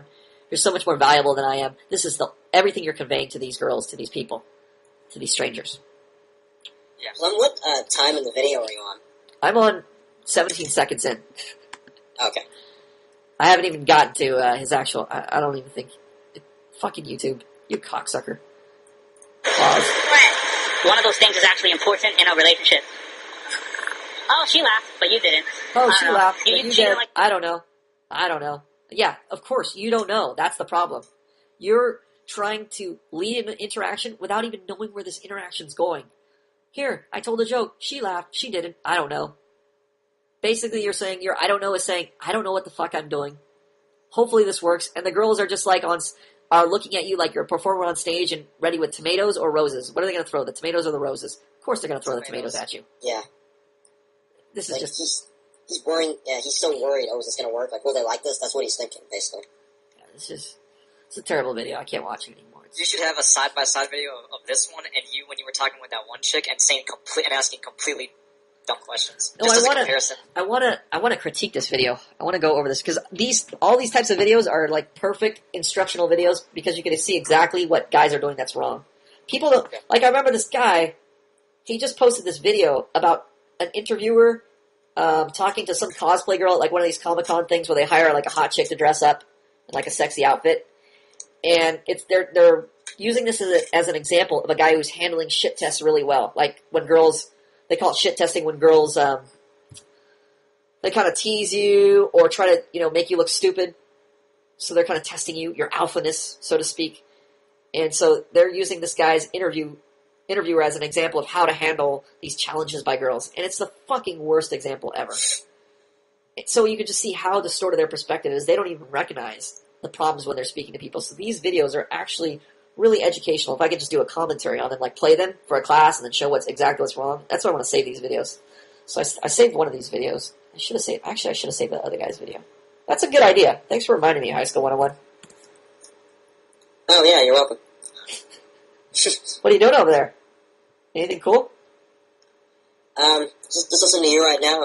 Had some pretty nice Indian food for dinner. Homemade, made with some love. Yeah? Plum, do you have the link to that one video, the one that you were talking about with the gamer girl and all that? With the gamer girl? Yeah, I'm gonna grab it right now. Okay. Alright, cool. Here it is. This is the one. I'm actually going to download this because I need to keep these as examples because at some point I'm going to just cover all these. We're going to have to figure out a way where I can just cover these like in a live lecture. We have to be able to see these videos while they're playing and then cover them. Okay, so here is the link. Let me paste it in here. Are you going to be covering the No Fap Challenge? This is a sync for Yeah, we'll get to Jessica's that. second interview. There it is. Okay. Nice. Wow. Okay, so let me download this fail video. It's Jessica Nigiri, Nigri, hot cosplay interview number 2 uncut. That's what it's called on YouTube. So you can see a fail guy, failing. But this is held up as like a good example of how to do it. Why me? Alright, let's Oh god, this guy looks so neurotic. I'm only 2 seconds into the video. let's not play it because it's just too distracting. It's too tempting to just stare at it. I'll leave the tab up and listen to it later. Okay, next topic here is this one right here. Looks like he's terrified to be there in the last video. Like, he's so nervous. I can see it in his eyes. Page 5. No Fap Challenge. Okay. Day 3 complete. Da da da da da. You'll be looking back at. Whose post is this that we're looking at? I don't know. I just posted day 3. Must be one of Oh. these. Let's see here. At some point I made this a sticky because it was so important to everybody. So no, that's number 1. Number 2, people actually started posting some decent posts about their realizations while they're in the middle of this challenge. Like it's forcing them to examine their life basically. So this is why it's a really good thread. Of course, there's always Principal Leotard ruining the thread, but other than that, there's some good posts here and some bad posts here. Let's see here. A couple of Principal Leotard's posts are really insightful. Yeah, About sex, basically nutting. A lot of these posts are really good in that you're forced to examine things you were never really wanted to examine just because they're depressing. But since everybody's on board now in this No Fap Challenge, it's kind of cool to see what you guys are going through and your weaknesses and whatnot. Yeah, beating off is like our drug. It's like our alcohol. It's like we're beating our sorrows away. Yeah, so it's basically like a guy drug. So girls have shopping, guys have beating off. Girls have movies and shopping. This is our Good analogy. Good analogy. I had to fucking tie myself down today, and I love these No Fap pictures. They're so amazing. No Fap. Where is this? Also, I pop more boners It's Jar's post. Yeah, Jar's post. Also, I pop more boners than a rave would pop pills in one day. Than a rave would. It's just the amazingness of the analogies. It's just like how much can you talk about fapping or beating off? I hate calling it fapping, but how much can you talk about beating off? And obviously, we have miles of thread here, so it's so many. It covers so many topics. It covers porn industry. It covers addiction. It covers how we view ourselves, why we fap, how we feel about ourselves in relation to women, why we're turning to porn versus socializing. I mean, it covers so many interrelated things. Wow. This is just an act. This is like a whole lifestyle of breaking down. Wow. So there's a lot of things going on. Too. Yeah, one post and then all of a sudden, boom. So it's good because Rob is just out there posting, and 50% of Rob's posts are going to be really inspirational, some insightful things in there, and the other 50% are just going to be fucking retarded and detrimental to your growth here. So it's tough weeding through them, but Rob has experience. He's got good intentions though, and he's got a tendency to lie to himself, to delude himself into thinking certain things like, just set your mind to it this way and it'll happen this way. That's not usually how it happens in real life. So it's tough to play referee on these posts sometimes. It's difficult sometimes because on one hand, I'm of the mind that I don't want to have things on the forum that are going to undermine the students' goals. They're going to undermine their ebook experience, what they should be going through their experiences. It's hard enough understanding the principles in the ebook or them learning the principles through experience without having another student fuck it up with, just bullshit concepts and bullshit experience masquerading as experience. So it's on the one hand, I'm tempted to delete stuff that is just not in line with the principles. Like 90% of it could be right, and then 10% of it is just wrong and it fucks it up. So I'm tempted to spot delete or delete entirely so I don't have to deal with it. Or there's the other side where I realize there's going to be some poor perspectives being encouraged. But that part of the problem is without the experience, you won't understand that those things are problems to begin with. If you just, it's just as bad as reading the ebook and not having experience with the ebook. What does it matter? If you believe something that doesn't work, that's not from the ebook, or you believe something that works from the ebook, but you never do anything, so you never have the experience of it. In either case, it's equally worthless. So on that note, I kind of want to leave the failures in there and leave the retarded posts in there and maybe comment on them if I feel it's really detrimental, but to kind of let you guys work through it. Yeah, because they don't need to see the failures. Even if they do succeed, they do need to see a failure just to have something to compare it to, basically. I think that's part of the problem is you won't recognize it's a failure until later on down the road when you have experience and you go, something's not gelling with what you're saying here. So a lot of these aren't just failures in that I didn't do something right, but a lot of these are failures of bad advice, bad perspectives being conveyed to other students. Oh, okay. Like Rob giving relationship advice to Blue when Rob can't even run a relationship. So there's these type of are overarching perspective advice failures, which are the biggest failures, because your perspective guides your actions, it guides your behaviors, it determines how you're going to behave. Like if your view is right now that you're competent enough to go up and talk to X amount of girls and eventually date, a certain percentage of those girls, you will have less of an inclination to behave a certain way versus if your mindset was no girls will talk to me, therefore what do I have left? Porn. So that perspective is going to control your behavior. That's an overarching perspective. That's changing. That's controlling your life. So your perspective is a huge deal. Developing a proper perspective, a correct perspective, that is a huge deal. Yeah. So just dealing with the experiences or the failures, the individual situational failures aren't as big a deal to me as like spreading a teaching, which is just bullshit. That's the bigger problem. Yeah, because if Rob is giving advice, if they're giving advice, first of all, they're not admitting that they're failures, obviously. Whereas if someone like, say, me fails, I'm not going to be giving advice to anyone else. So it's more of like in my own situation versus trying to spread. You're definitely an advice giver. You're a prime example of a guy that fucks up and gives bad advice. Like you are a type of guy who likes to get the pat on the back. You like to say, "Well, I learned this and I know how to do it, and here I'm an example of it." You like to hold yourself up as an example when you're really. It's like holding up a failure example. So you're a prime example of what I'm talking about. A guy who gives bad advice. You'll say, look, here I am, I learned my lesson, and now I'm the after picture. No, you're still the before picture. You're exactly what I'm talking about. Oh, okay. Okay, so let's see here. Next one. So, any questions about the NoFap Challenge? It's such a huge topic, I don't even know how to tackle it. I want to talk about so many things, but I don't know if it's going to take up the entire podcast. Maybe we can cover one or two posts, because there's some really good posts in here.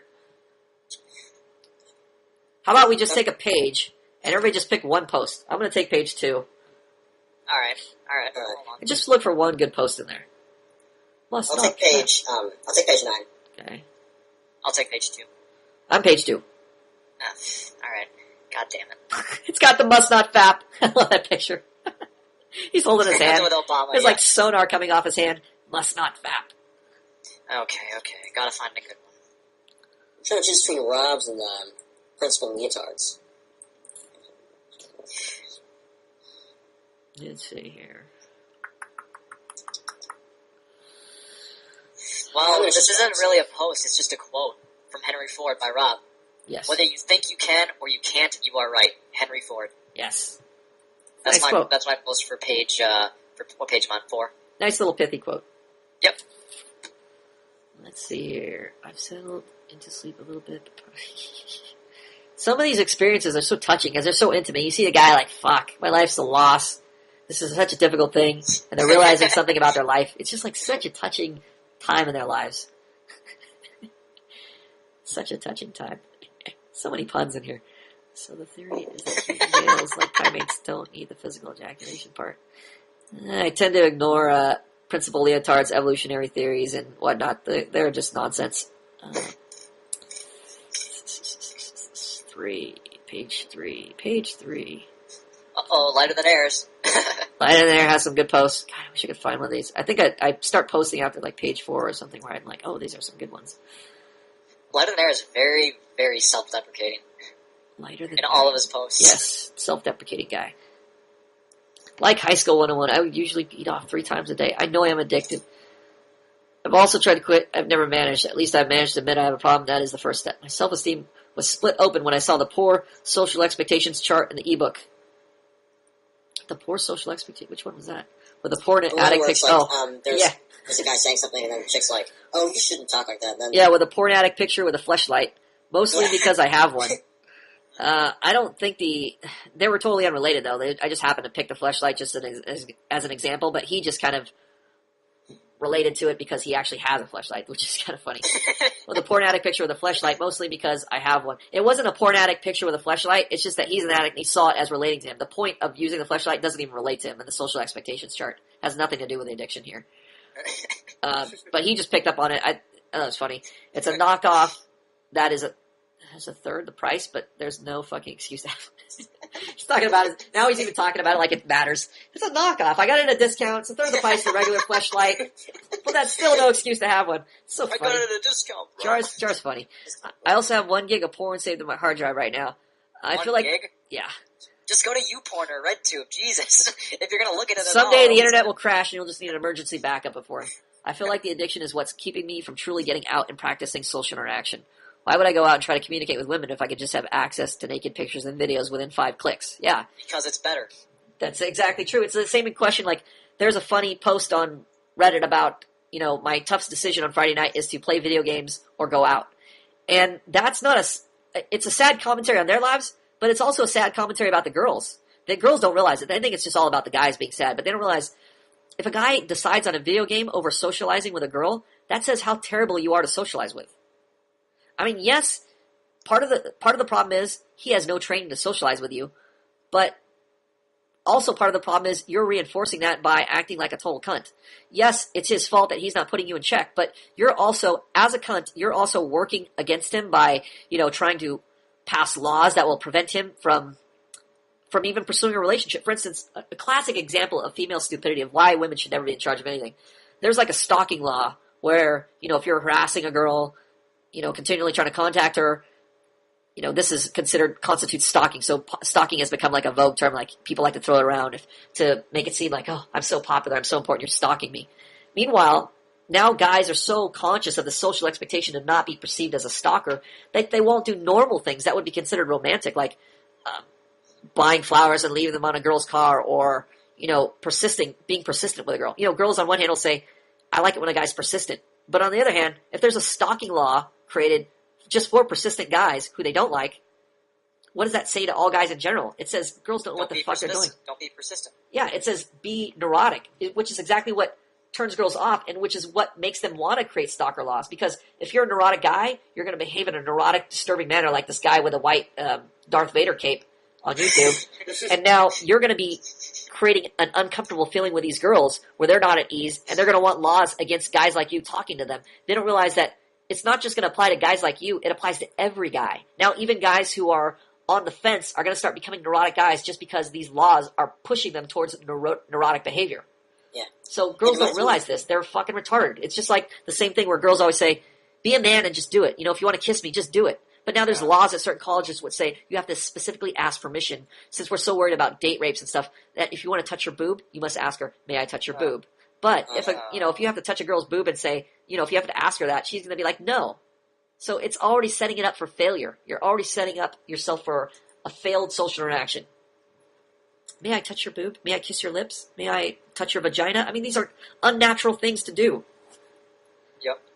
It reminds me of, the Duke Lacrosse rape case. I mean, yeah, that woman was, a conniving bitch, basically, but the guys also had, no authority, so there were these guys are very, very neurotic, so they had laws that prevented, they saw, these laws in the way that prevented them from even, establishing contact with women in the first place, so they had to go to strippers to get their need met. Well, you're a delusional guy, so I don't know if your assessment's correct. You also don't have an experience with, guys just having a party where they just hire strippers. You don't have to be a guy. You don't have to, I would hire strippers right now. If I was at a party, at a bachelor party, we'd have strippers. So it's not necessarily what you think it is. You're reading everything through the eyes of the ebook and not understanding.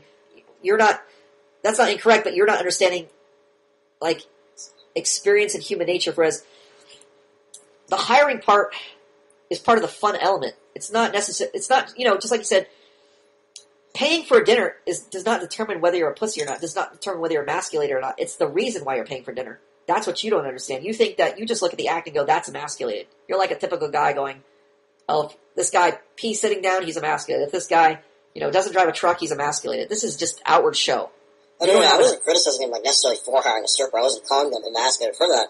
I was just saying, yeah, I guess I wasn't sure if these guys get women. So. Yeah, you don't know what you're saying. Your attitude is, I don't want to look stupid. I already think of you as stupid. You make these stupid off-topic points. I already view you as stupid. You're trying to backpedal. This is exactly your problem. You're one of those guys that wants the pat on the back. You want the validations. You want to tell Plum what he wants to hear. You're that type of guy right now. That's how I view you. So that's why I don't listen to half of what you say. You have good points, but again, you're still in the same boat as the students. You want to appear like you're the TA right now. You're anything but the TA. You're a guy who is having some great realizations, and you're growing up, but you're basically a social retard. You don't have any experience under your belt. And your poor advice and your poor observations betray that. They tell me the full story. So I like that you're going, I like that you're making the effort. That's the important part. You're stepping forward. You're failing a lot, but you're making the effort. That's the important thing to take away. But again, you're not a TA. You have to be realistic about this. You're in the same boat as these guys. That's part of the thing that annoys Bogler too. Like, you'll make comments about Bogler being annoying and not realizing you're one of the most annoying guys on the forum. It's just like a chick going, that chick is fat over there and she's like 400 pounds and she's pointing at a 500-pound chick. It's like, it's so ridiculous. Yes, it would be helpful. I mean, she may be giving the other chick sound tips like, look, you need to put down the KFC and start eating vegetables. But she, a 400-pound chick. Fucking advice, bitch. Yeah, a 400-pound chick is giving this advice, so it's kind of silly. Yeah. Yes, the fat chick should listen to it, but more so the 400-pound chick should also listen to it.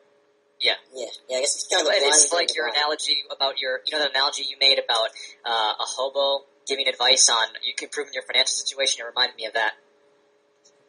A hobo what?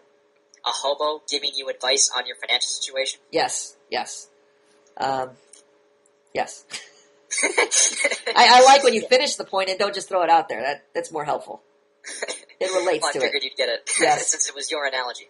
I tend to throw an analogy out there and forget it. So I was just trying to think back to the situation. I'm going to trust you that you use it in the right context. Half the time that like students will use an example, like for instance, this guy is talking about the fleshlight example and I got to think, did I put a picture of an addiction based on a fleshlight? I'm like, no, that has nothing to fucking do with the point. He's just grabbing it and using it, distorting it to apply to his point. So it's like, fuck. Well, let me explain it then. No, I got what you said. I know what you're saying, but I'm just saying, it tends to happen. It's tough for me because I'm trying to make a point, and then the student is eager beaver to make a point, and he jumps in, and half the time I have to go, well, is that right? I have to think about it sometimes. It throws me off because I got to wonder, am I agreeing to a point that doesn't make sense just because I'm confused? Or am I actually agreeing with a point that makes sense? Okay. It's tough to think sometimes. I'm trying to concentrate on 15 different things and, police what the students are saying on the podcast so it doesn't sound completely off and the students don't get bad advice who are listening. It's a tough job. So it looks like we have bullet points here for Rob's post. Oh, Rob's got bullet points for his post. Difficult, easy instructions to improve attention to detail. Start choosing everyday objects around your home and memorize details about them. What is this? Check it out. What? I can't tell if he's reading an article. He must be quoting from an article. I can't tell. He's got it in white text area. Text. Is this in the? Where is this? Page 3 on the last post. Oh no, is in the. Wait, never mind. The fat thread. Okay, good. Live your life, don't be a wanker. Rob's so funny. I like his little slogans. Live your life, don't be a wanker. I don't know if these guys realize how funny they are to me. Like, they just say, like, little pithy little things. Live your life, don't be a wanker. I think of wanker, like, in the Australian usage, where they always say wanka, you wanka. And then Rob talking about the FAP challenge, you wanker. It's just so amusing to me. I laughed out loud. Oh, like it says difficulty, easy. Instructions are right under it. I thought to myself, it's not masturbation if you don't use your hands. Fail. Blue. Classic. The lawyer mindset. Okay, how can I beat off without technically beating off? What if I just look under chick skirts under the the escalator, but I don't look at porn? Does that count? With baseball bat, and then of course every now and then Rob will post some disturbing baseball bat to her head post, and then I gotta think, oh fuck, FBI monitoring this post. I'm gonna think of Rob as the next Norwegian shooter. So I got to disavow all knowledge of Rob. So those are controversial posts I got to deal with too. Let's move on. Any other questions about the FAP challenge? There's so many things that, unless somebody brings up something specific, I like to read some of the posts, but I fear it'll take too much time just to find a good post. I want to cover Rob's post on page 9. Page 9, okay, let's go to page 9 of the No FAP challenge. It's like second from the bottom. Second from the bottom. There it is. It's a decently long one. Okay. Yeah. So what I wanted to cover is the second paragraph in particular. He says, this reflects on how much time you guys do spend in porn and masturbation, and how little you spend socializing and being productive. Because he's talking about guys who can't even get past, 2 days. Right. He's talking about how it's, basically a, quote, phallus need for us. It's not actually a need. It's not like a drug. We just trained ourselves to develop that need. It's a drug in a sense. Dysfunctionally. Well, it's a drug. The need itself is not dysfunctional, but the way we go about it, just our attitude towards the need. Anything can become the drug. Like food can become the drug. It's just how if you're addicted to it or not. That determines whether it's bad or not. That's not totally true. Like for instance, heroin is an addictive drug in itself, but for instance, food isn't technically like an addictive thing where if you stop eating food, you'll have the same kind of withdrawal cravings where you'll physically shake and your body will be physically ill, like if you're weaning yourself off heroin. But you could still have that mental addiction to food, the same way, you're not physically addicted to looking at a picture of a naked girl, but it becomes an addiction in the sense that your perspective is shaped around this. It revolves around it to the extent where you think this is the only way I can get my sexual needs met is through porn. It's like without porn, I'll be lost and I'll be having a miserable life because there's no way I can meet a girl. Yeah. So in that sense, it becomes addictive to you. Yeah, I always used to treat it as you know how I heard you talk about Mystery once saying that he's gonna just fake it till he makes it. Right. That's pretty much what I was doing with jerking off. I was just faking it till I make it. I told myself, okay, every time I beat off, I'm only gonna do this until I can actually get laid. It's just to tide me over until then. But I didn't realize that my fapping habit was part of the reason that I'm not getting laid in the first place, basically. That I was using it as a substitution, not just as just as a stopgap measure. Well, there's two things. I think the problem is also that students view this as like a magical potion. Like if they just stop fapping, everything's going to fall into place. True. This is not going to happen. You're going to be sorely disappointed if you think your life is going to fall into place by not fapping. That's like just saying don't stab yourself in the face and your life will improve. Well, yes, if you've been stabbing yourself in the face, relatively speaking, your life is going to improve if you stop stabbing yourself in the face. But that doesn't mean your life has now been arranged to where it's going to be productive. It just means detrimental things aren't happening to you. It doesn't mean productive things are happening to you. It just means you've stopped the detrimental things. That's like step one. So people are looking at this right now I think that's why, who was it? Lighter Than Air had such trouble because he's realizing, well, porn is kind of my outlet. It's kind of my pleasure. It's kind of my pleasure in my life. And if I take away this pleasure, what do I have left? That's true. If that is your pleasure, you won't have anything left. Your life will be miserable. And if you don't have social skills, you should go back to porn because you're obviously not going to be talking to girls. So what will you have? It's just like saying, I'm going to quit eating saltines because saltines have lard in them and they're bad for me. But by the way, I don't have any crops or any livestock, so I have no access to food. So I would tell that person, hey, I know saltines are a really bad food product for either your manufactured food group, and they're not even a food group, they're just like a synthetic food substitute, and it's bad for your body, but you don't have any food at all, you don't have any good food, so go back to eating the saltines. Yeah, exactly. So, for me, it's not that not fapping made my life better. I tried just not doing it for a day, and I had nothing else to do, and I just went back to it. It's that I was becoming, the days that I really stuck with it, where it was just easy to do it. Hold on a second, wait. I forgot the point I was going to make. I didn't just want to stop there. What was I going to say about that? Okay, so Lighter Than Air looks at it like the fapping is if he stops this, his expectation is, okay, something good should happen in place of when I stop. Something good should happen. And if it's not going to happen, I should go back to the fapping. So this is where, I think Rob pointed out too, but there has to be some satisfying thing. It can't be deprivation. It can't be just full deprivation. There has to be some satisfying thing replacing it. So you can't just go, don't fap. You have to say, don't fap and do this instead. Yeah, go do this, because if you don't do this, you will return to fapping. There's no incentive for you to not fap. Yeah. Yes. Also, it's okay, for me, I was doing something productive following my schedule, and then not fapping, by the time I was doing those productive things, was just icing on the cake. It's not that, I'm not fapping, so now I'm going to hang out with guys and write posts and whatever else. Plum, you said a quote. I asked you how you became confident on one of the last podcasts. You made a hunting analogy where you said, I was unsatisfied with my social interactions, so I did something about it. I think it's the same thing with the fapping challenge. Eventually, you're going to become so unsatisfied and so pissed off, you're going to start interacting with chicks. Oh, this is a what's that? HS 101?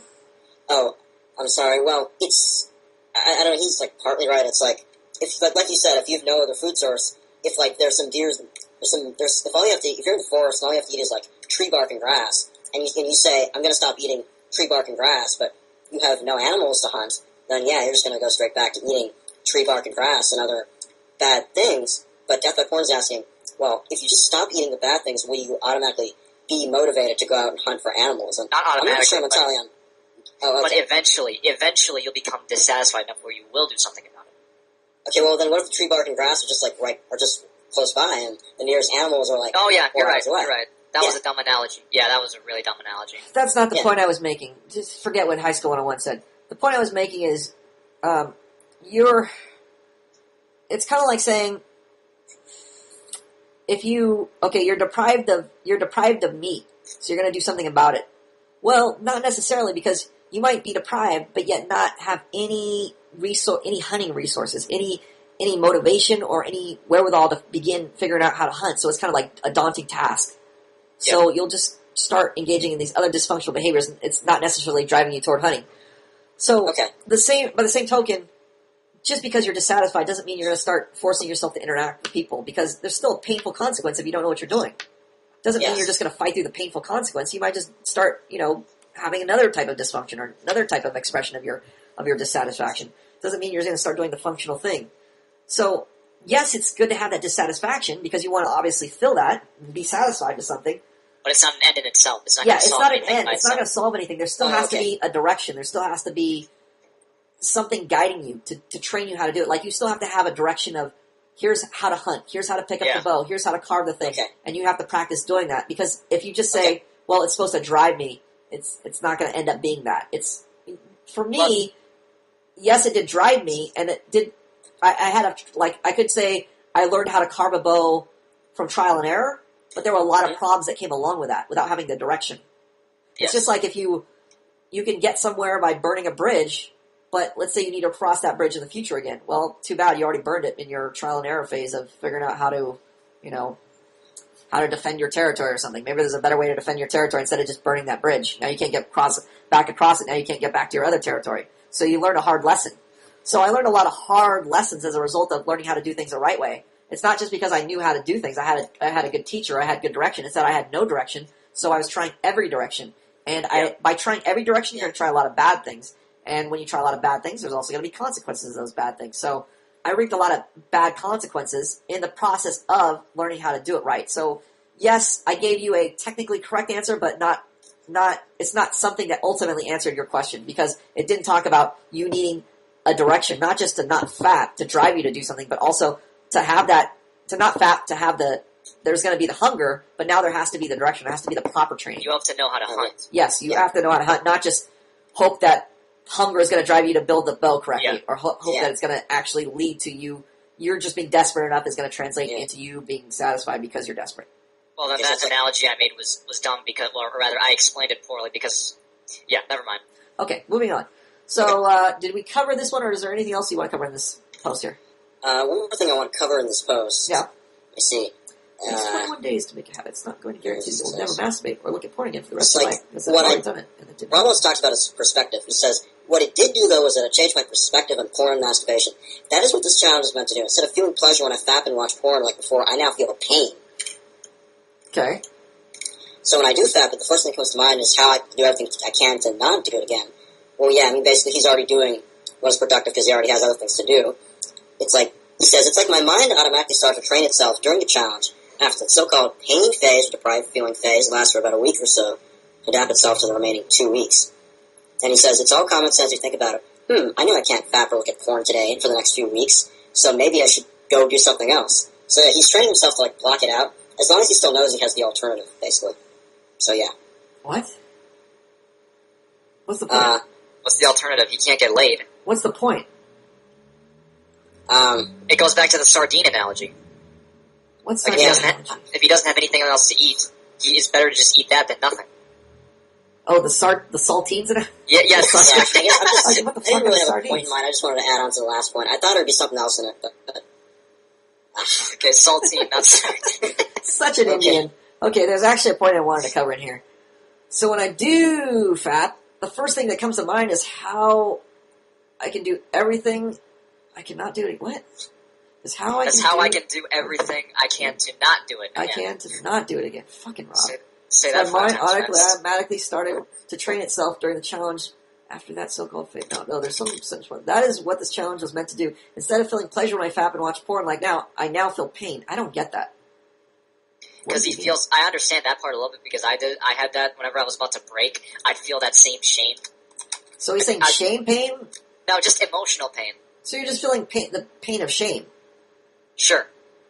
But that doesn't make sense to me because I already know when he's saying I feel instead of feeling pleasure when I fap and watch porn like everything, is that he's saying before?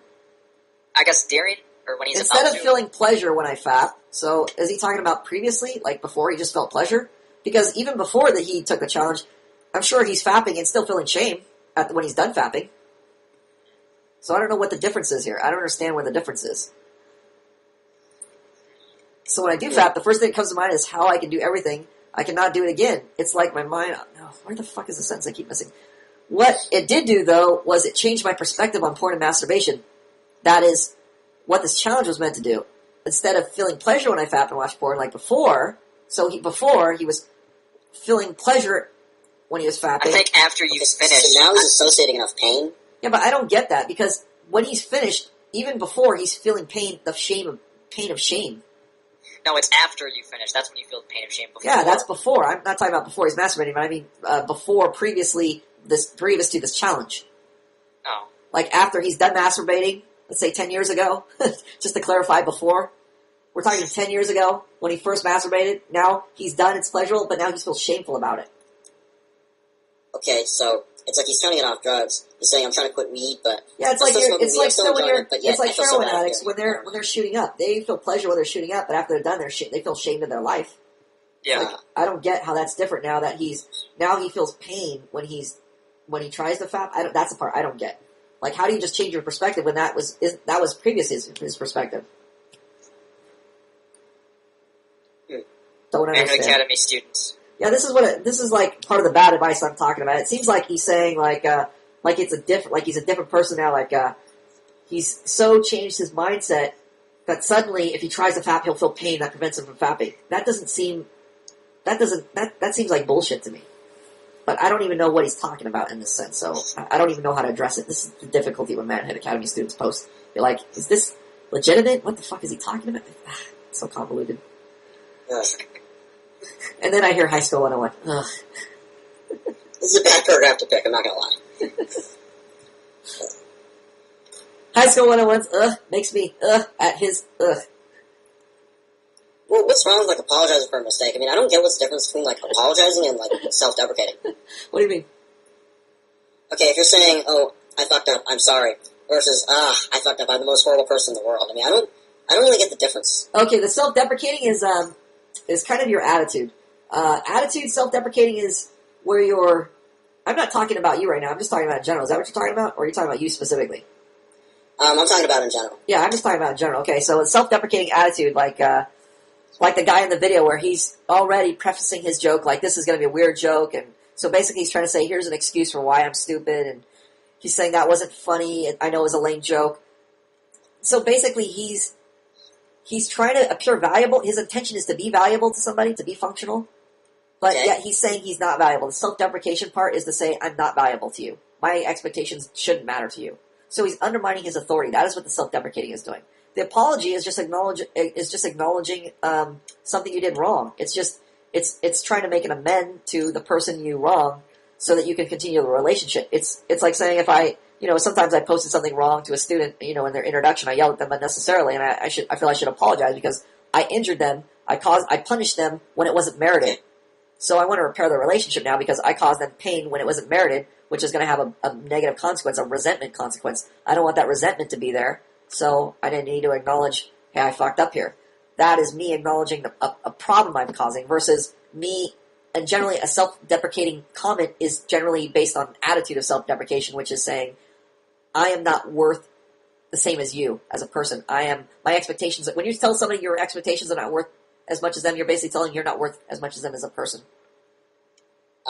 Okay, so when you yell at a student excessively and you apologize to them, aren't you kind of undermining their expectation in a sense? Because you expected to apply that much pain to them, and now you're... What if it wasn't merited? What if I yelled at them and it wasn't merited? Yeah, because he expects to punish them when it's merited. What if I made a mistake, like misread a post, and I yell at them and said, why did you post that thing, you fucking retard? And then they didn't post it, I was just misreading a post. I read somebody else's post, and I blamed the student. Should I or shouldn't I apologize? Okay, so it's not your expectation to do things improperly? It's my... I have the expectation to do things improperly? Well, you don't, right? Because you expect to do things properly, so... Right, so if I did something improperly, what should I do then? I mean, I'm asking you. Let's say my expectation is to do something properly, and I yell at somebody because I think they're doing something improperly, when really it's my misunderstanding. Like, I didn't even read it right. Say I'm sorry? Well, I'm asking you. I mean, what's your view on that? Well, my view on that is, if you've caused harm, or if you've injured them, if you've injured them in some way, then you should basically acknowledge that you did that, take responsibility for it. Then you should try to make it right in some way. I think the apology and the acknowledgement is the first step in making that right. Okay, I'm not asking you ultimately about a morality question. I'm asking you this question in relation to your question. What does it have to do with it? Okay, well, I was apologizing for, reading something in Rob's post that may not have been, a good point, and it might have wasted some time in the podcast, so I'm acknowledging that. I'm saying that, basically, I'm sorry, and that I don't want to do such things like that in the future.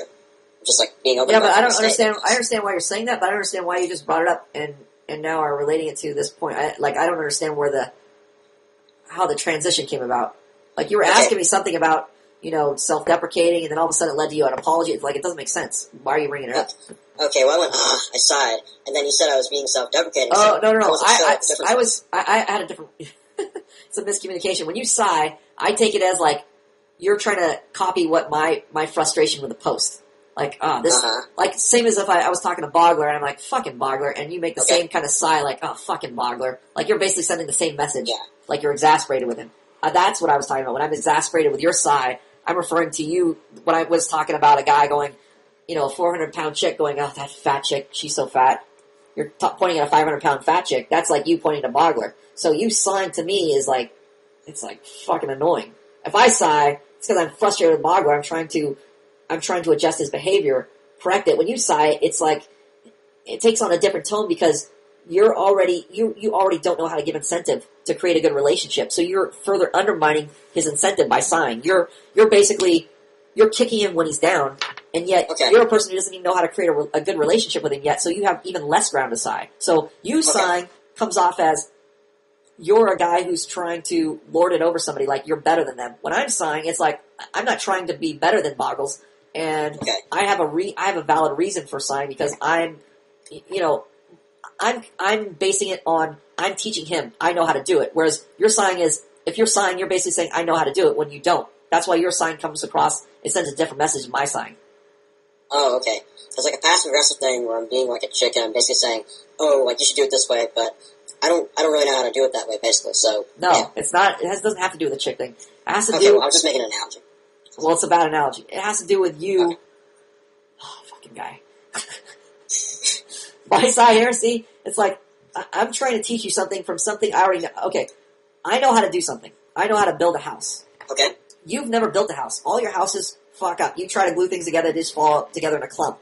Now, Bogler, let's say he's even worse than you. He buys the wrong materials. He buys butterscotch candy, and he thinks he's going to make a house out of butterscotch candy. At least you're buying wood and lumber and nails. So you're buying the right materials, but you have no fucking business building a house because all your houses fall down. Now, your sign is fucking Bogler, you bought butterscotch candy again when you didn't even buy proper building materials?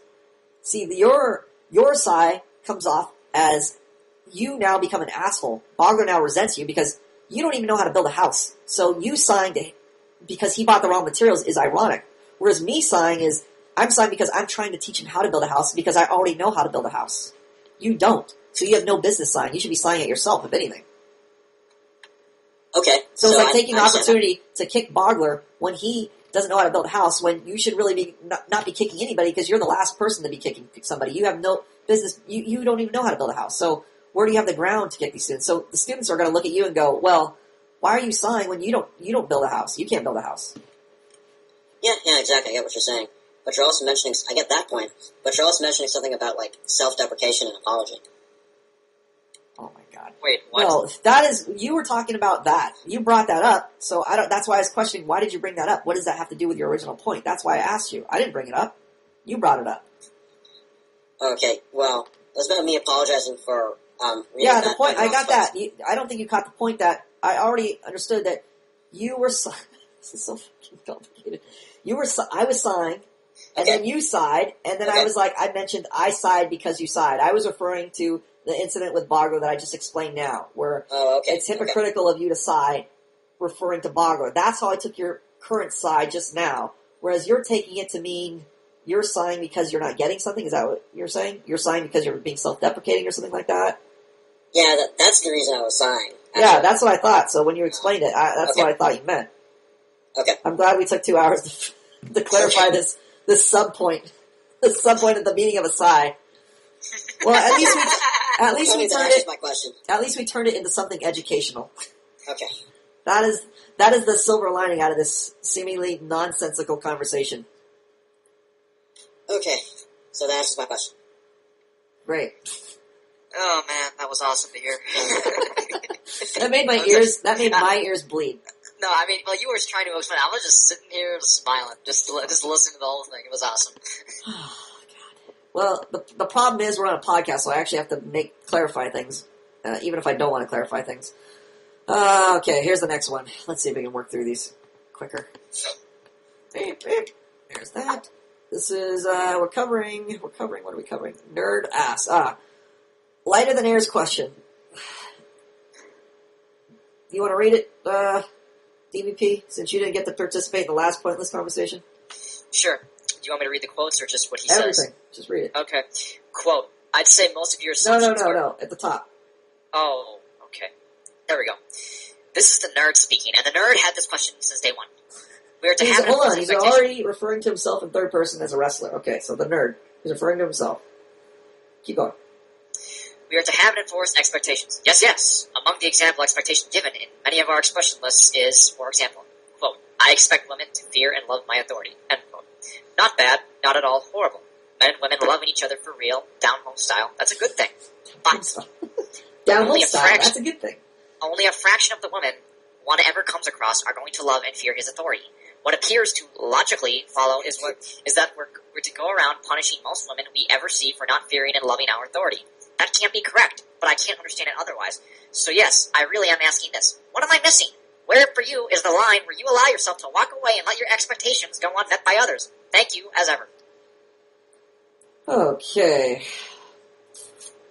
Let's see, most of your answers, what did I say? I'd say most of your assumptions are based upon your lack of exercising functional authority, and you have very little experience doing this the right way. That's blah, blah, blah, blah. Okay, so, alrighty. Yes, we are to have and enforce expectations. This guy always states things in the most difficult way possible. Alright, another problem with students not posting their daily experiences is, again, it's like they simmer and boil over and eventually a question bursts out that is really based on like 5,000 other questions. This is like an incomplete question. It's referring to so many things, that's why it's so difficult to answer this guy. And it's so difficult to answer students who don't post their full and complete experiences. So I'm going to try and answer this in the most full and complete way possible. Among the expectations given in many expression lists, for example, I expect women to fear and love my authority. Not bad, not horrible, blah, blah, blah, blah, blah, blah. But only a fraction of the women one ever comes across are going to love and fear his authority. Okay, only a fraction of the women. Okay, I think that means like, let's say he's assuming 3/4 of the women are going to be dysfunctional, are going to be total bitches, and just not listen to him regardless of how he's conducting himself. That's how I'm assuming he's meaning this. So only a fraction of those women are going to love and fear his authority if he's, enforcing his expectations. What appears to logically follow is that we're going to go around punishing most women we ever see for not fearing and loving our authority. So I think he's referring to those 3/4. We're going to punish them. And there's two issues here. Number one, not understanding what punishment is. To him, punishment is like chopping their head off. When he says you're being a naughty girl, or you're being bad, to him that's like Off with chopping your their head off. Yes. So it's a severe thing. So that's number one, no experience with punishment. So he doesn't know where the line is. His line is so far in the non-punishment realm that it doesn't even qualify as punishment. So when he thinks of punishment, he thinks that what he says, which is so far in the realm of non-punishment, is going to be taken as so painful that the girl's going to be like damaged, like her head's going to be missing after he says something. He sees it as abuse. Yes, he sees it as abusive. His punishment, his version of punishment is going to be abusive no matter what, because he's so used to not punishing. That's the number one problem, lack of experience. So his question is non-realistic. It's hypothetical based on his delusional, perspective already. Okay, number two, you're going to go around punishing the dysfunctional women, yes, but you're making it sound like the women in your life aren't going to be satisfying you. Like it's going to be this Mad Max world of all these bitches coming at you daily and, in their cars, and you're going to be having a continual war with them. No, it's like, I went to a hike, and there was a waitress at one of the bars at the top of this hike, and I was hitting on her, and then she was acting like a bitch, so I didn't leave her a tip. I normally wouldn't leave her a tip anyway, but now I have even more of a reason to not leave a tip. So I already don't tip. But now I'm definitely not going to tip. If there was a 1% chance a penny would have slipped out of my wallet for a tip, now there's a 0% chance it's going to slip out. So I'm not rewarding her, and I'm punishing her, and now I'm not treating her like I would like her, like I would reward a girl who has given me affection and attention. So that is a punishment. It's not just a punishment. Isn't always you saying, "Look, you stupid bitch, fuck off." That's not always a punishment. Another punishment is not giving a girl your attention. So again, it's a distorted view of punishment based on not having experience disciplining anybody or punishing people who are violating your expectations.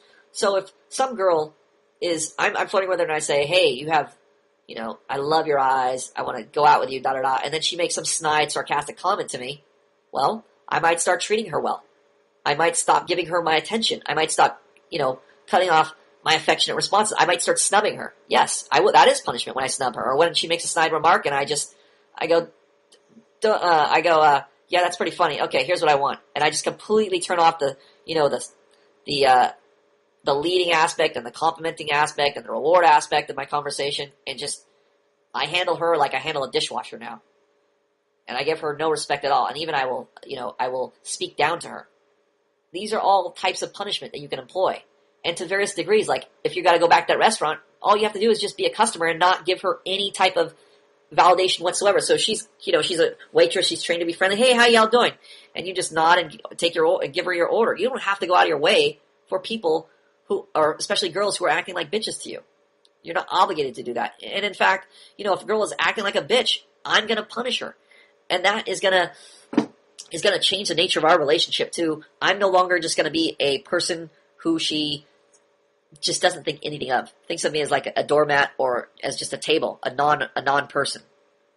She's going to have a definite opinion about me, and that's going to pay it forward where the next person she meets, she's going to be wary of how she talks to, because she had this experience with me where she got punished for doing something I didn't like or doing something disrespectful, etc. So you're not just helping yourself by punishing her, you're helping the next guy she's going to talk to. Yes, I'm helping society, basically. Yes. So that's how you view. And then the women, you do, he's saying there's only a fraction of women. Well, how many women are you planning on being in a relationship with? Out of that fraction, there's going to be a fraction of a fraction, which means one. You're going to be in a good relationship with one woman. If this one woman loves you and is, meeting your social needs, fuck all the other billion women, right? Of course, this isn't going to happen. You're going to be interacting with certain women on a daily basis. Like, for instance, I have a coworker who was a total cunt in the beginning, and I punished her accordingly. Now, she changes her tune. She still has a tendency to try and be sarcastic and whatnot, but because I always punish it, now I'm one of the people she's attracted to, even though she's married, and she'll make excuses to come talk to me or give me extended eye contact when she has no business doing that because she's married. But because I punished, I put her in her place. That is the attractive thing that I've done. So we don't have a relationship where it's romantic or anything, but it went from hatred to love, I guess you would say. I mean, it's on the spectrum of love. Put it that way. If you're looking at it as just either you could have I love you or I hate you, yes, it's now it's more on the realm of I can get a relationship with her versus other guys there, even though she's married. There's more potential, even though she might be in a strong relationship with this guy. at the very least, if the world were to end and I'm the last guy on Earth, I have a better shot than all those other guys. Put it that way. Yeah. So, yes, your authority, you don't realize the punishment part.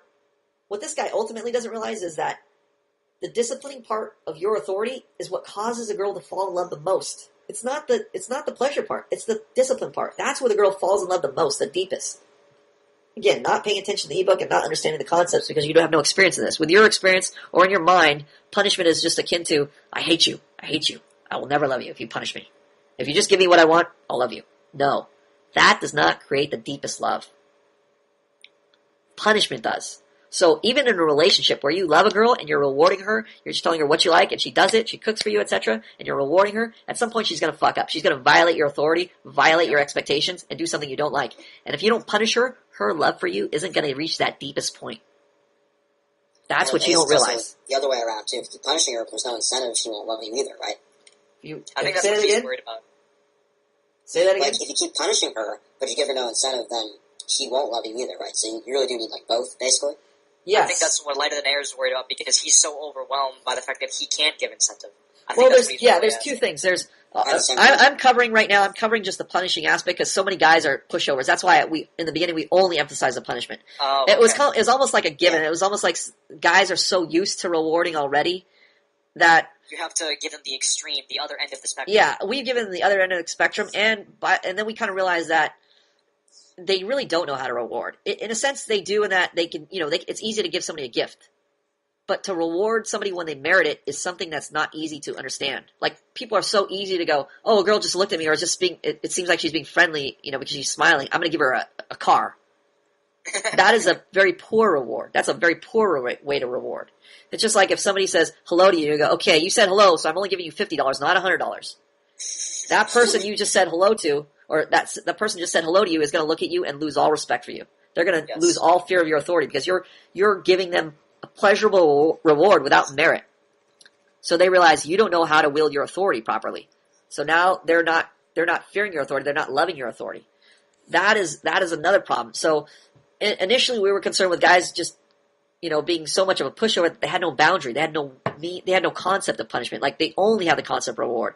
But now we realize we actually really need to do both because guys not only don't know how to punish, that's a given, but even their reward is not really a reward. It's a dysfunctional reward. So we also need to emphasize both. So yes, you're correct in that he needs to do both. He needs to still learn how to lead and bring a girl into his experiences by expressing his reactions to his experiences. That is a pleasurable incentive for her to want to meet his expectations. But then he has to punish for her to for her to enter into the deepest emotional attachment, the deepest emotional love. There has to be punishment. Without the punishment, she won't reach that deep emotional love for him. Yes. It'll be a superficial type of love, which a lot of guys have right now. They're very kind. They're very good guys to their girl. But if a girl violates their expectations, they're not going to do anything about it. They're going to be just as kind. So their love has no foundation. Their love is like, yeah, he's a really good guy. He does things I like, but ultimately I'm in control. So there's no deep love. Yeah. He's an option. He may be a good option. He may be great looking. He may be great in bed. He may be financially well off. Treats her well. Takes her on vacations. Says she's beautiful. Makes her feel good. But if he can't punish him, if he can't punish her for violating his expectations, that love is on shaky ground. Yes. And the longer the relationship progresses and the more problems that arise, the more apparent it will become. Yes. Problems down the road. Yep. And also just apathy where the girl is just like, yeah, he's a nice guy, but I'm just not interested, and starts talking to other guys, and they're more interesting, and all of a sudden, I just fell in love with this other guy for some reason. It just didn't work out between us. We're just two different people. Love hearing that excuse. Yeah, whatever, silly reason there is, so. Alright, let's see if we can hit one more of these before I finish off here. Paper clip. Okay, we'll do paper clips. Copy. We should paper clip on a podcast. Yeah, he is top secret, man, so that probably won't happen. Is it his expression or his EM? Let's see. Okay, I do actually want to see that guy, though. I just want to see how he's like and talk to him. You can't always get what you want. Why not? You can't always get what you want. Okay, so I think I already answered his question, but he had a good question. Let's see if anybody else can answer it. I've fallen into a pattern that hasn't gone away from me. I'm able to approach girls during the day, have a conversation with them, and get the number. When speaking to a girl, I give the impression to those around us that I've known her for years. Once I get the number, the attraction I thought I built up with a girl disappears. I have some usual scenarios that occur after obtaining a girl's number. 1, I call a girl, and after 1 or 2 conversations over the phone, she starts ignoring me. 2, I text back and forth with a girl, and after 3 or 4 texts, she says that she has a boyfriend or never replies again. I've had this happen to me about 5 to 10, 15 girls in the past. And da-da-da. So he wants to know, Professor Plum says that I have to be candid with a girl in the same way that I am with friends, but I have been doing so with girls I've been talking to. I don't do much physical contact, blah, blah, blah. Okay, so what he's asking, why aren't they calling back? What's the problem? What am I doing wrong? Anybody? What page is this on? This is on, I posted it. It's on, it's in the... It's the post that starts with, I have fallen into a pattern. Okay, it's like about the middle. It's almost the middle. Dude, it's in the Skype chat. Oh, okay. Any thoughts, DVP? Okay, where do you want me to read? Sorry, you got cut out. I've fallen into a pattern that hasn't gone away from me. Any thoughts? Oh, okay. I've noticed the same thing. I think the only way around that is, and this is just pure speculation because I don't have experience, but I think the only way around that is to hang out with them more. Don't just like call them or text them. Just only call them to hang out more. That's my theory. Okay. Why? Why? Because just talking on a phone or even just texting, like you said, is so emotionless. There's not much. It doesn't give that much incentive. It doesn't give. It's not emotionless if you're if you can bring out her emotions. Yeah. Well, but that's the problem. I don't think he's that skilled. I could be wrong, but that's the only reason I would say that's part of the problem. I would say that's definitely part of the problem. He is not a guy who is able to bring a girl into his emotional state of mind, and also he's not good at. You can have a friendly chat with somebody, but conveying your expectations is another story. I think, honestly, he should just hang out with him more because he'd be better at it in actual life. Whereas Bogler... Well, yeah, but he's trying to do that, but he's saying he can't get a second date. That's the problem. Oh, okay. Then, I really don't know. Just train more? Okay. I'm scared to ask, but HS101, any theories? Pretty much on board with death by porn as far as texting a girl for calling her. I mean, just speaking personally from what I've done, I do have issues creating incentive, but I haven't been able to bring a girl's emotions out, and bring her to my experience as much when I'm texting her as I'm talking to her. I'm probably just not trained to do that yet, but yeah, otherwise I'm pretty much on board with DBP. With what? What he was saying about texting versus talking to a girl. Okay, that's not ultimately what he was saying, but anyway. Well, that's all I can say, just from my experience. So just talk to her more. Yeah. Okay, well, there's a couple problems here. Number one, the girl ultimately isn't comfortable enough to meet with him a second time. So in her mind, there's a fun emotional experience initially. That's why he gets a number. Remember, girls are emotional. So just because she gave you a number doesn't mean anything. She has to be comfortable enough to meet you, which means you have to make her comfortable. That entails bringing her into your experience, giving her a pleasurable time talking to you, giving her a picture of who you are, and not just some random guy. Right. Oh, wow.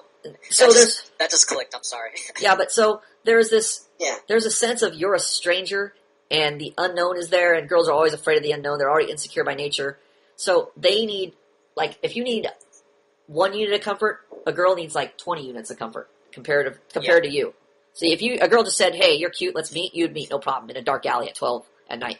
But if you told a girl, "Hey, let's meet," 99 times out of 100, she's just going to flake because she does not feel comfortable with you. She feels like you're a stranger. That's why most people, when they meet people, it's not just blind strangers. Like you just meet a girl in a bar or something like that, and you guys instantly have a relationship. Yeah. It's usually you meet through friends because there's a social element where somebody is known and she feels comfortable. She feels secure enough to start going out with you and seeing you more than if you were just some guy off the street where she's thinking you're an axe murderer or serial killer. Because we live in a very fearful culture in America, so she's a victim of social expectations too.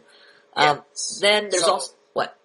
With so since she's meeting you through her friends, it already adds that kind of comfort. My friends know her, so that he must be. Let's say she never met you before, and just one of her friends introduced you and said, "This is an awesome guy, one of my awesome friends," but she's never met you before.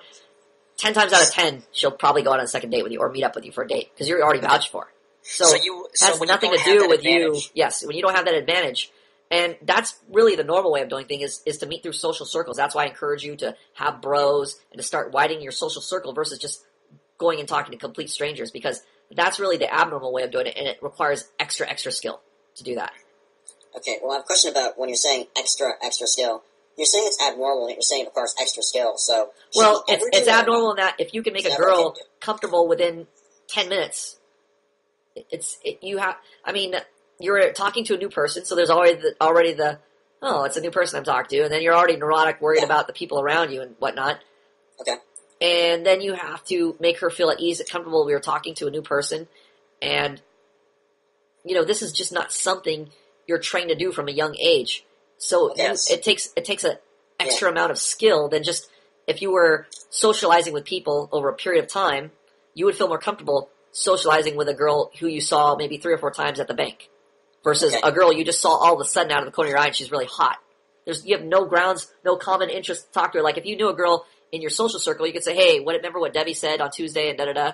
You have something to talk about versus you have to be comfortable enough to just give your candid reactions to things when a stranger could react in any different way and you don't know how they can react and you don't know how to manage their expectations. It becomes a tough thing unless you have practice doing that. Like I have practice managing my expectations and managing people's reactions to what I say. So it's much easier for me to do than say if you just met a girl off the street, it'd be much more difficult because you're going to give her a neurotic feeling when you're looking sideways at her and your eyes are glancing all over the fucking place. She's already going to think you're a serial killer right off the bat. And then you're going to be speaking like, I'm high school, and then there's going to be a stuttering. It's going to add to the serial killer experience. So the more uncomfortable you are, that's going to amplify her discomfort. Even if you're a comfortable guy, if you feel comfortable initially, you're going to meet a girl who's totally uncomfortable with eyes darting everywhere. And because you don't have any experience leading a girl into your comfort zone, you're going to start adopting her discomfort. Her nervousness is going to make you nervous. Yeah, and then I think it's going to build, because from my experience, even the girls that I've talked to, they're all from social circles, basically. Even when I've talked to those girls, I've been nervous. It's like, I'll be nervous, she's nervous, and then I get even more nervous. Yeah, exactly. So her nervousness rubs off on you because you have no training. You have no idea how to make a nervous pervert into a pervert nervous. You have no training in how to make a nervous person feel comfortable. For instance, you notice all the new students I bump into? You make them comfortable very quickly. Yeah, especially in the chat room, I just watch it. That's called practice. That's called training. I know they're nervous. I know they're guys that are just like sitting there going, I don't know what to say. I hope Plum doesn't call on me. There's a lot of cool guys. These guys are cool. They're in some kind of club called Manhood Academy, and I'm not cool yet. I don't know. This might be just like school where you got to prove yourself, and I don't know what the fuck to do. I'm going to say something stupid. Oh, Plum's calling on me now. I don't know what to say. So I know all those thoughts are already running through their head. I know that I have the advantage. I know that they think I have the advantage. And so there's all these things that I already know that are happening and are going to happen. And I know how to deal with them. So their nervousness doesn't change my expectations. This doesn't change my behavior. Because I'm confident, my comfort affects them. You notice they get more comfortable by the end of the Skype call versus, that now they can laugh freely. It's very difficult for a guy to laugh freely just meeting new people, especially strangers, 10 strangers on a call, right? Oh, yeah. Yeah. Now they're able to throw a laugh out. I make them laugh because they're comfortable. I've created an open atmosphere where it's like, I'm the coolest guy here, and because the coolest guy here has accepted you and has kind of put like you under his wing, there's a protection bubble from all the other laughter and all the other non-cool guys. So that's the sense I know they're getting when I'm, taking them through the social interaction, and I'm not like putting them on the spot going, well, I'll put them on the spot, but it's they know I'm going to catch them. They know I'm the safety net. I don't put them on the spot because I don't know what I'm doing. Like I ask them a question, I go, fuck, I don't know the answer, bro. Do you know the answer? They never get that sense where I'm never in control. They always know, even this guy's asking me a question. And he seems like he doesn't know what he's talking about. Eventually he's going to catch me. He knows he's in control. He knows exactly where it's going, how to lead it. That's the sense I always give them. You notice I never ask it. You never hear my voice go, so what do you think about that? Now when you ask questions, you don't change your voice. It's just like a statement, even when you ask questions. I'm asking you, because I expect an answer. Like, so if I'm just asking you, hey, High School 101, answer the question, what's your feeling on this, right? I'm not asking you, so High School 101, what's your feeling on this? Do you think this is like, what is this? Yeah, my statements aren't questions, and my questions aren't based on me looking for your approval. My questions are genuine questions. Like, I value my expectation. My expectation is to get an answer from this question. It's not, can I ask this question and hopefully you'll make me feel better about myself in the process. Okay, because I guess you already have an answer in mind. And I don't you have an expect that to answer. be the right Sometimes answer. I ask questions I don't have an answer. I want to hear your opinions first. Oh, okay. You thought I knew everything before I asked the question? Well, I was only referring to like specific questions, like when you ask about. Well, I was referring to every question in the world. Oh, okay, sorry. This guy is Mr. Justifier. That's why it's tough dealing with Indian kids. They're justification central. But the point is, when I ask a question, I'm okay not knowing the answer. Whereas High School 101, if he's asking a question, he's got to give 20 justifications for why he asked it because he doesn't want to appear stupid. So already you know, this guy is making me feel uncomfortable because he's Mr. Justifier. He is so worried about his image that he's giving us this neurotic sense about him. Now, it's making me nervous. If he doesn't know what he's doing and he's asking me, it's like a volatile conversation where anything can happen. I don't know if something good is going to happen, something bad is going to happen. Maybe Bogler will happen. Somebody will get offended, right? It'll just be a meltdown. That was just going through my mind, but I didn't want to bring him into this. So, when there's this nervous energy is in the room, because it's not just a nervous energy. I hate when people say that. Nervous sense, like I get a nervous vibe, bro. It's not a nervous vibe. There's specific things you're doing to create that so-called vibe. Your justification habit, your voice shaking and wavering because you're worried about how you sound in front of the other people. All these little telltale signs create the so-called vibe. So it's not really a vibe. It's just there's things you are doing which are causing people to feel uncomfortable with you. That is the same thing with a girl. If you're not able to do this in a short span of time, it's very unnatural, put it this way, for me to go into a supermarket, talk to a girl, get her number, make her feel comfortable enough to do that, and make her feel attractive. Okay, well, the reason I'm talking a little quietly is because my parents are asleep. I don't want them to get pissed off. Fuck. See, he just made my point for me. Yeah. This is Mr. Justifier again. Who the fuck cares about you talking quietly? Who the fuck cares about your parents? I don't. Oh, really? I mean, I was just letting Oh, God, just shut up. Okay, the point is, yes, you don't get it. I think you're stupid. I think you're giving poor justifications. I don't look up to you as a peer, so stop trying to prove that you are my peer. I don't view you as a peer. When you graduated from the academy, then I will view you as a peer. Until then, I view you as a retard who can give me answers sometimes and give me bad answers other times. I do not view you as a peer, so stop trying to justify yourself to me like you are a peer. I don't believe your justification. Put it that way. Yeah, that answers it. Yeah. Exactly my point. So, you throw me for so many loops. It's painful for me to correct you, but it's necessary. It's like Bogler. I built up a relationship with Bogler. I hate putting Bogler on the spot. I hate correcting Bogler. But I realize it's necessary to his growth. Otherwise, he's gonna be stuck in the same fucking spot. The same with you. You're Mr. Justification guy. It's annoying as fuck. I must punish you. I don't like punishing you. I don't like making you feel uncomfortable, but it's necessary. Now, a competent guy is gonna move on from the punishment. I'm not gonna dwell on the punishment and let the punishment be the derailer where now there's this uncomfortable resentment in the air, there's silence, you just got a spanking, everybody's crying, and that could very easily happen. If you're easily affected by, if this is my first time punishing a student, and I'm like, okay, how did he take that? Is he going to crumble? Is he going to crack? Is he going to cry? Is he going to say something to the other students? Is he going to resent me? How is this going to affect the podcast now? Did I just kill the mood? Everybody's happy. There's all kinds of tendencies and chances to have a neurotic consideration if you don't have experience disciplining people. Honestly, the way that works, I notice, when somebody punishes me, and I'm, even before I came to the academy, if somebody punishes me and then I feel like talking to somebody about it after, if the person in authority then makes everybody else laugh and everything goes back to normal, even though he punished me, I feel ashamed to bring it up later. So normalizing the situation works well in that sense. Well, yes, I mean, this is part of social interaction, is creating your own social expectations to compete with the dysfunctional ones. For instance, there's so many dysfunctional social expectations associated with punishment or discipline. If I was to believe all those, we couldn't be having this conversation right now. I couldn't be normalizing this conversation if I had those social expectations.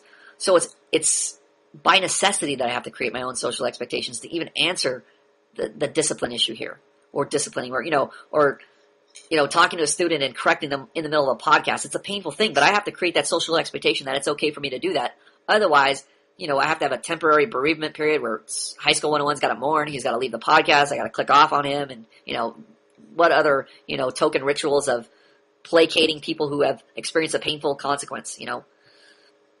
so there's so many dysfunctional rituals already around that I have to fucking go, fuck this, look. You have to normalize. I have to normalize my expectations. It may not feel normal because you haven't experienced them, but I'm going to make them feel normal for you. This is the same way like when you're talking to girls and telling them things that they haven't heard ever before. They're like, oh, how can you say that? You have to be able to normalize it. If you can't, you're going to fall to their social expectation. You're going to be like, fuck, did I just say that? You're going to be like high school 101. You're going to be going like, hey, bro, I don't want to feel stupid. So the reason why I was, talking so quietly is because my parents are there and I don't want to wake them up. So if I wake them up, then, they'll get mad at me and I don't want to get mad at me and I want to disturb your podcast. So I'm trying to make sure that I'm quiet. So about, reason X, Y, Z, P, D, Q, then you become Mr. fucking neurotic Indian guy. That is part of training, part of experience. High school 101 won't realize those justifications are unnecessary without continually experiencing the pain of doing them or the pleasure of not doing them and seeing a positive response. I just want to say, one observation I thought of is that when you say something to a girl, she doesn't like it, it's not that it's necessarily, even really bad. It's just that she's never heard it before, basically. No. No.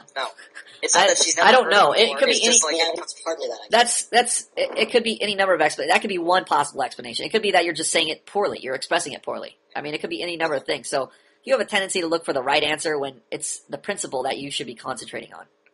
Okay. Yeah. Yes, you do need the feedback from this person to tell you, hey, they give you a positive response. You're like, oh, that worked. So that was I trained in a good way.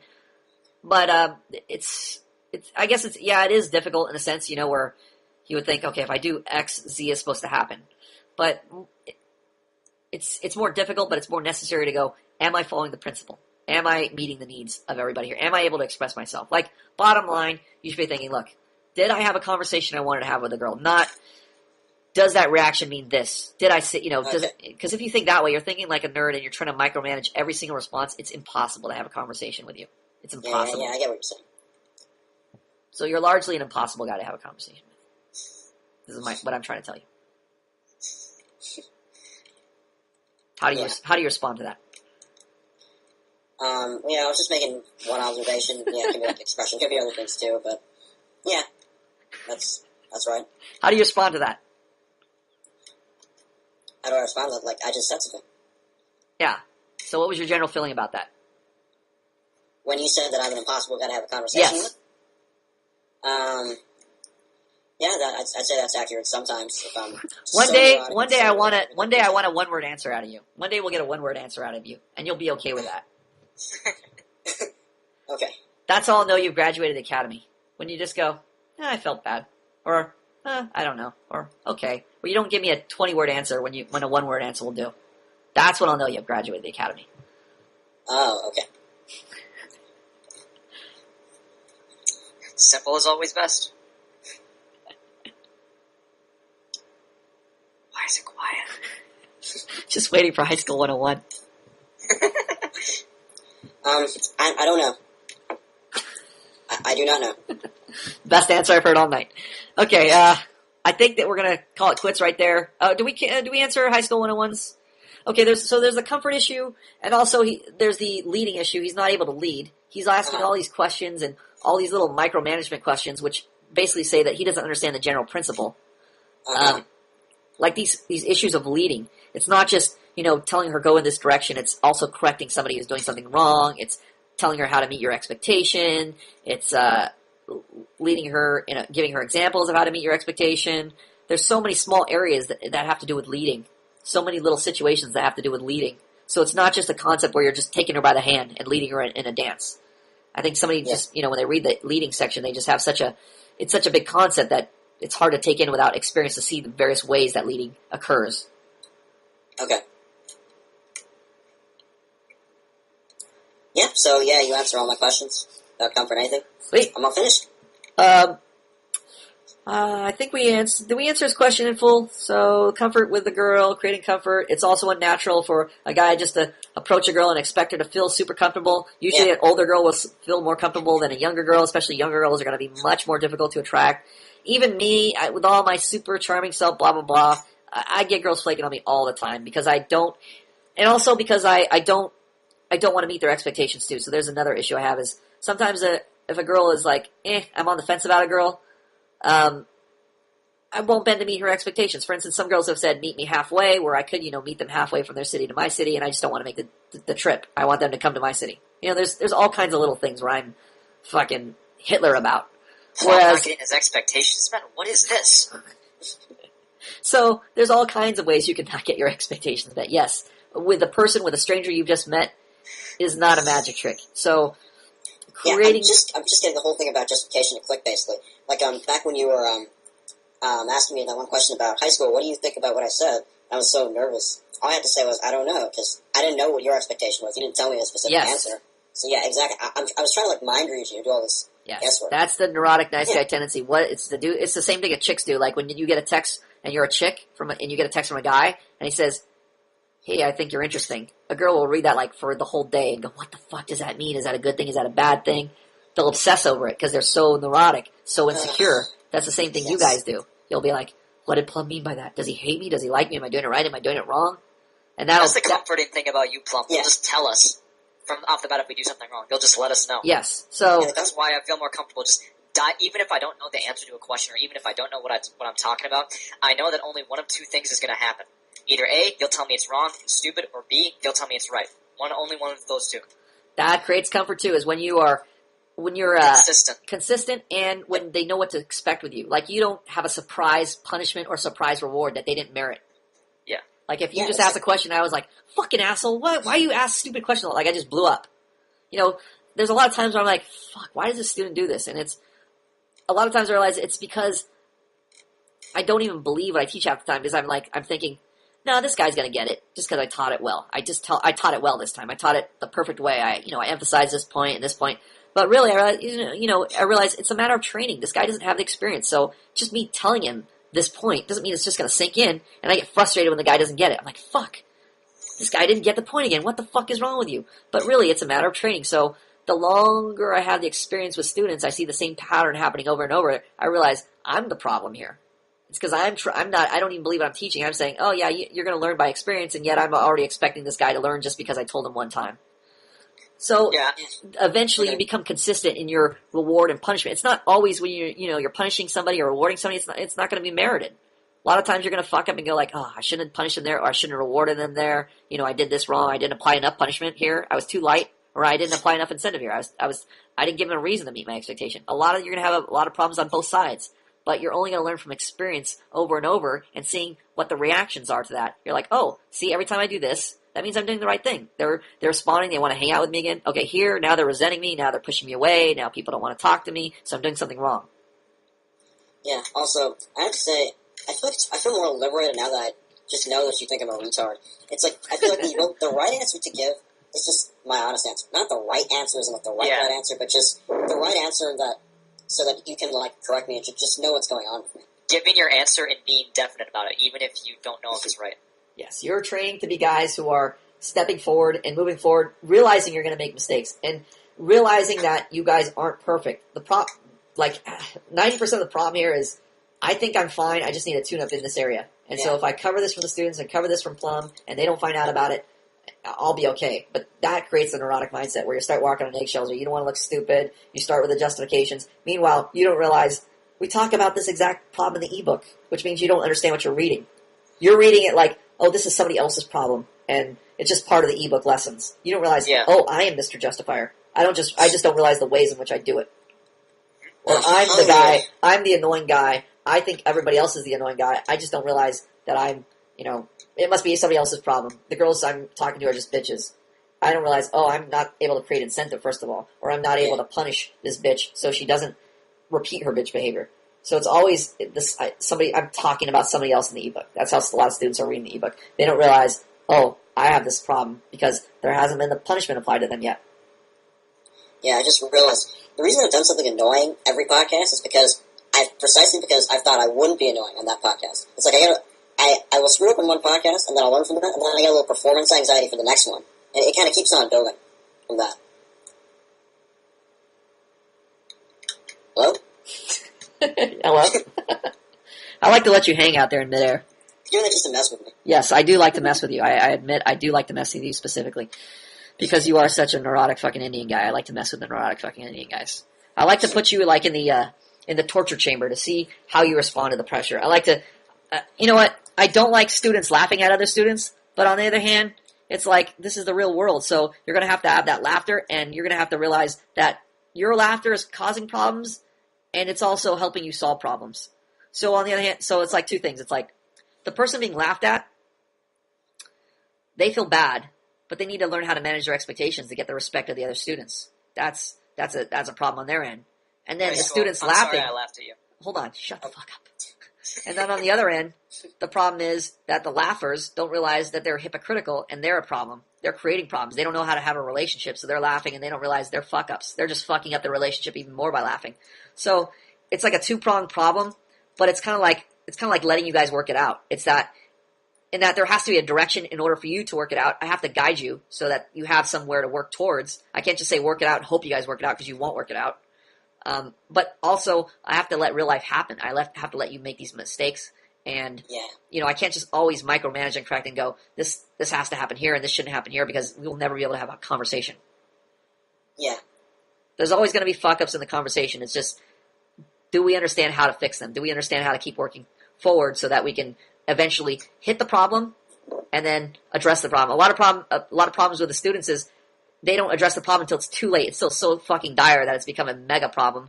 And they never share their daily experiences because they don't think they're part of the problem, or they're too embarrassed to share them. They only want to share like some dire issue where they're pushed to the wall, and now they got to share it. Now they think, like this. I forget who the idiot was who was like, "Hey Plum, I'm going to meet this girl in 5 minutes. Give me something to say so I know what to say. I don't feel nervous." Blah blah. Fuck.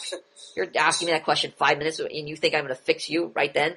You're fucking out of your mind. So that's a lot of the problem, is just not sharing your experiences and learning through failure that if you don't share your experiences, you don't get any help. You don't have. We're not mind readers at the academy. That's what students don't get. They think that part of social interaction is learning mind reading because that's what they're attempting to do. They're going, oh, these cues happen and I should know what happens here, so I should mind read, so therefore Professor Plum should be a mind reader. No. And that's what Jar is learning. That's why he's posting more. That's what a lot of students are learning you start to see posting more. These students are learning that the more you post, the more you're learning how to express yourself and create a relationship with the other students. The less you post, the more you fuck yourself over. Yeah, it's also like they're not posting because they don't want to acknowledge they're part of the problem. Because if they post, they leave it open for you to say, hey, look at this, you're doing this wrong. Yes, also they fear the correction. So a lot of things, I shouldn't say two things, a lot of things are happening. Another problem is when, that nobody's been posting for a while, it's like everybody feels like they're on stage if they bring out a post all of a sudden, like, oh, fuck, I'm the only guy posting. What the fuck? Or if you're not posting, you're not creating an atmosphere for fostering a relationship with the other students. It's like everybody's a stranger. If everybody feels like a stranger on the academy, nobody's going to post. Think about right now on the academy, on the forum, in the academy, who you feel like you know and are comfortable talking to, and who you feel like you don't know. High School 101. DBP and Boggles. What? I asked two questions and you guys just give an answer. It's like a perfect example of a student answer. No clarity whatsoever. A mind reader answer. Well, not very well, but we're comfortable. Right, but I asked two questions. I asked who you don't know and who you do know. Okay. So you gave a mind reader answer. Exactly. A non-clarification answer. An answer that expects people to read your mind. How will you know this unless you keep posting? Unless you keep posting these delusional answers, I have nothing to correct. Okay. So, again, the more posts you make, the more help you're able to get. The less posts you make, in general, the less help you're able to get. So, more stupid posts versus less. I would rather have 20 stupid posts versus one really well thought out epiphany post. Yes. Even though I do enjoy the epiphany post and I pat those posts on the back and I post my little dancy finger guy, I would rather you be a fuck up student who posts a lot of posts than just a one-time student who posts one great post. Done. Yeah. Yeah. Totally get it. Totally. He totally gets it, everybody. Hey, everybody. I don't believe him. He's Indian. I don't believe him. That's all the verification I need. Okay, guys. It was actually very educational. I think we got a lot out of this. We'll see you next time.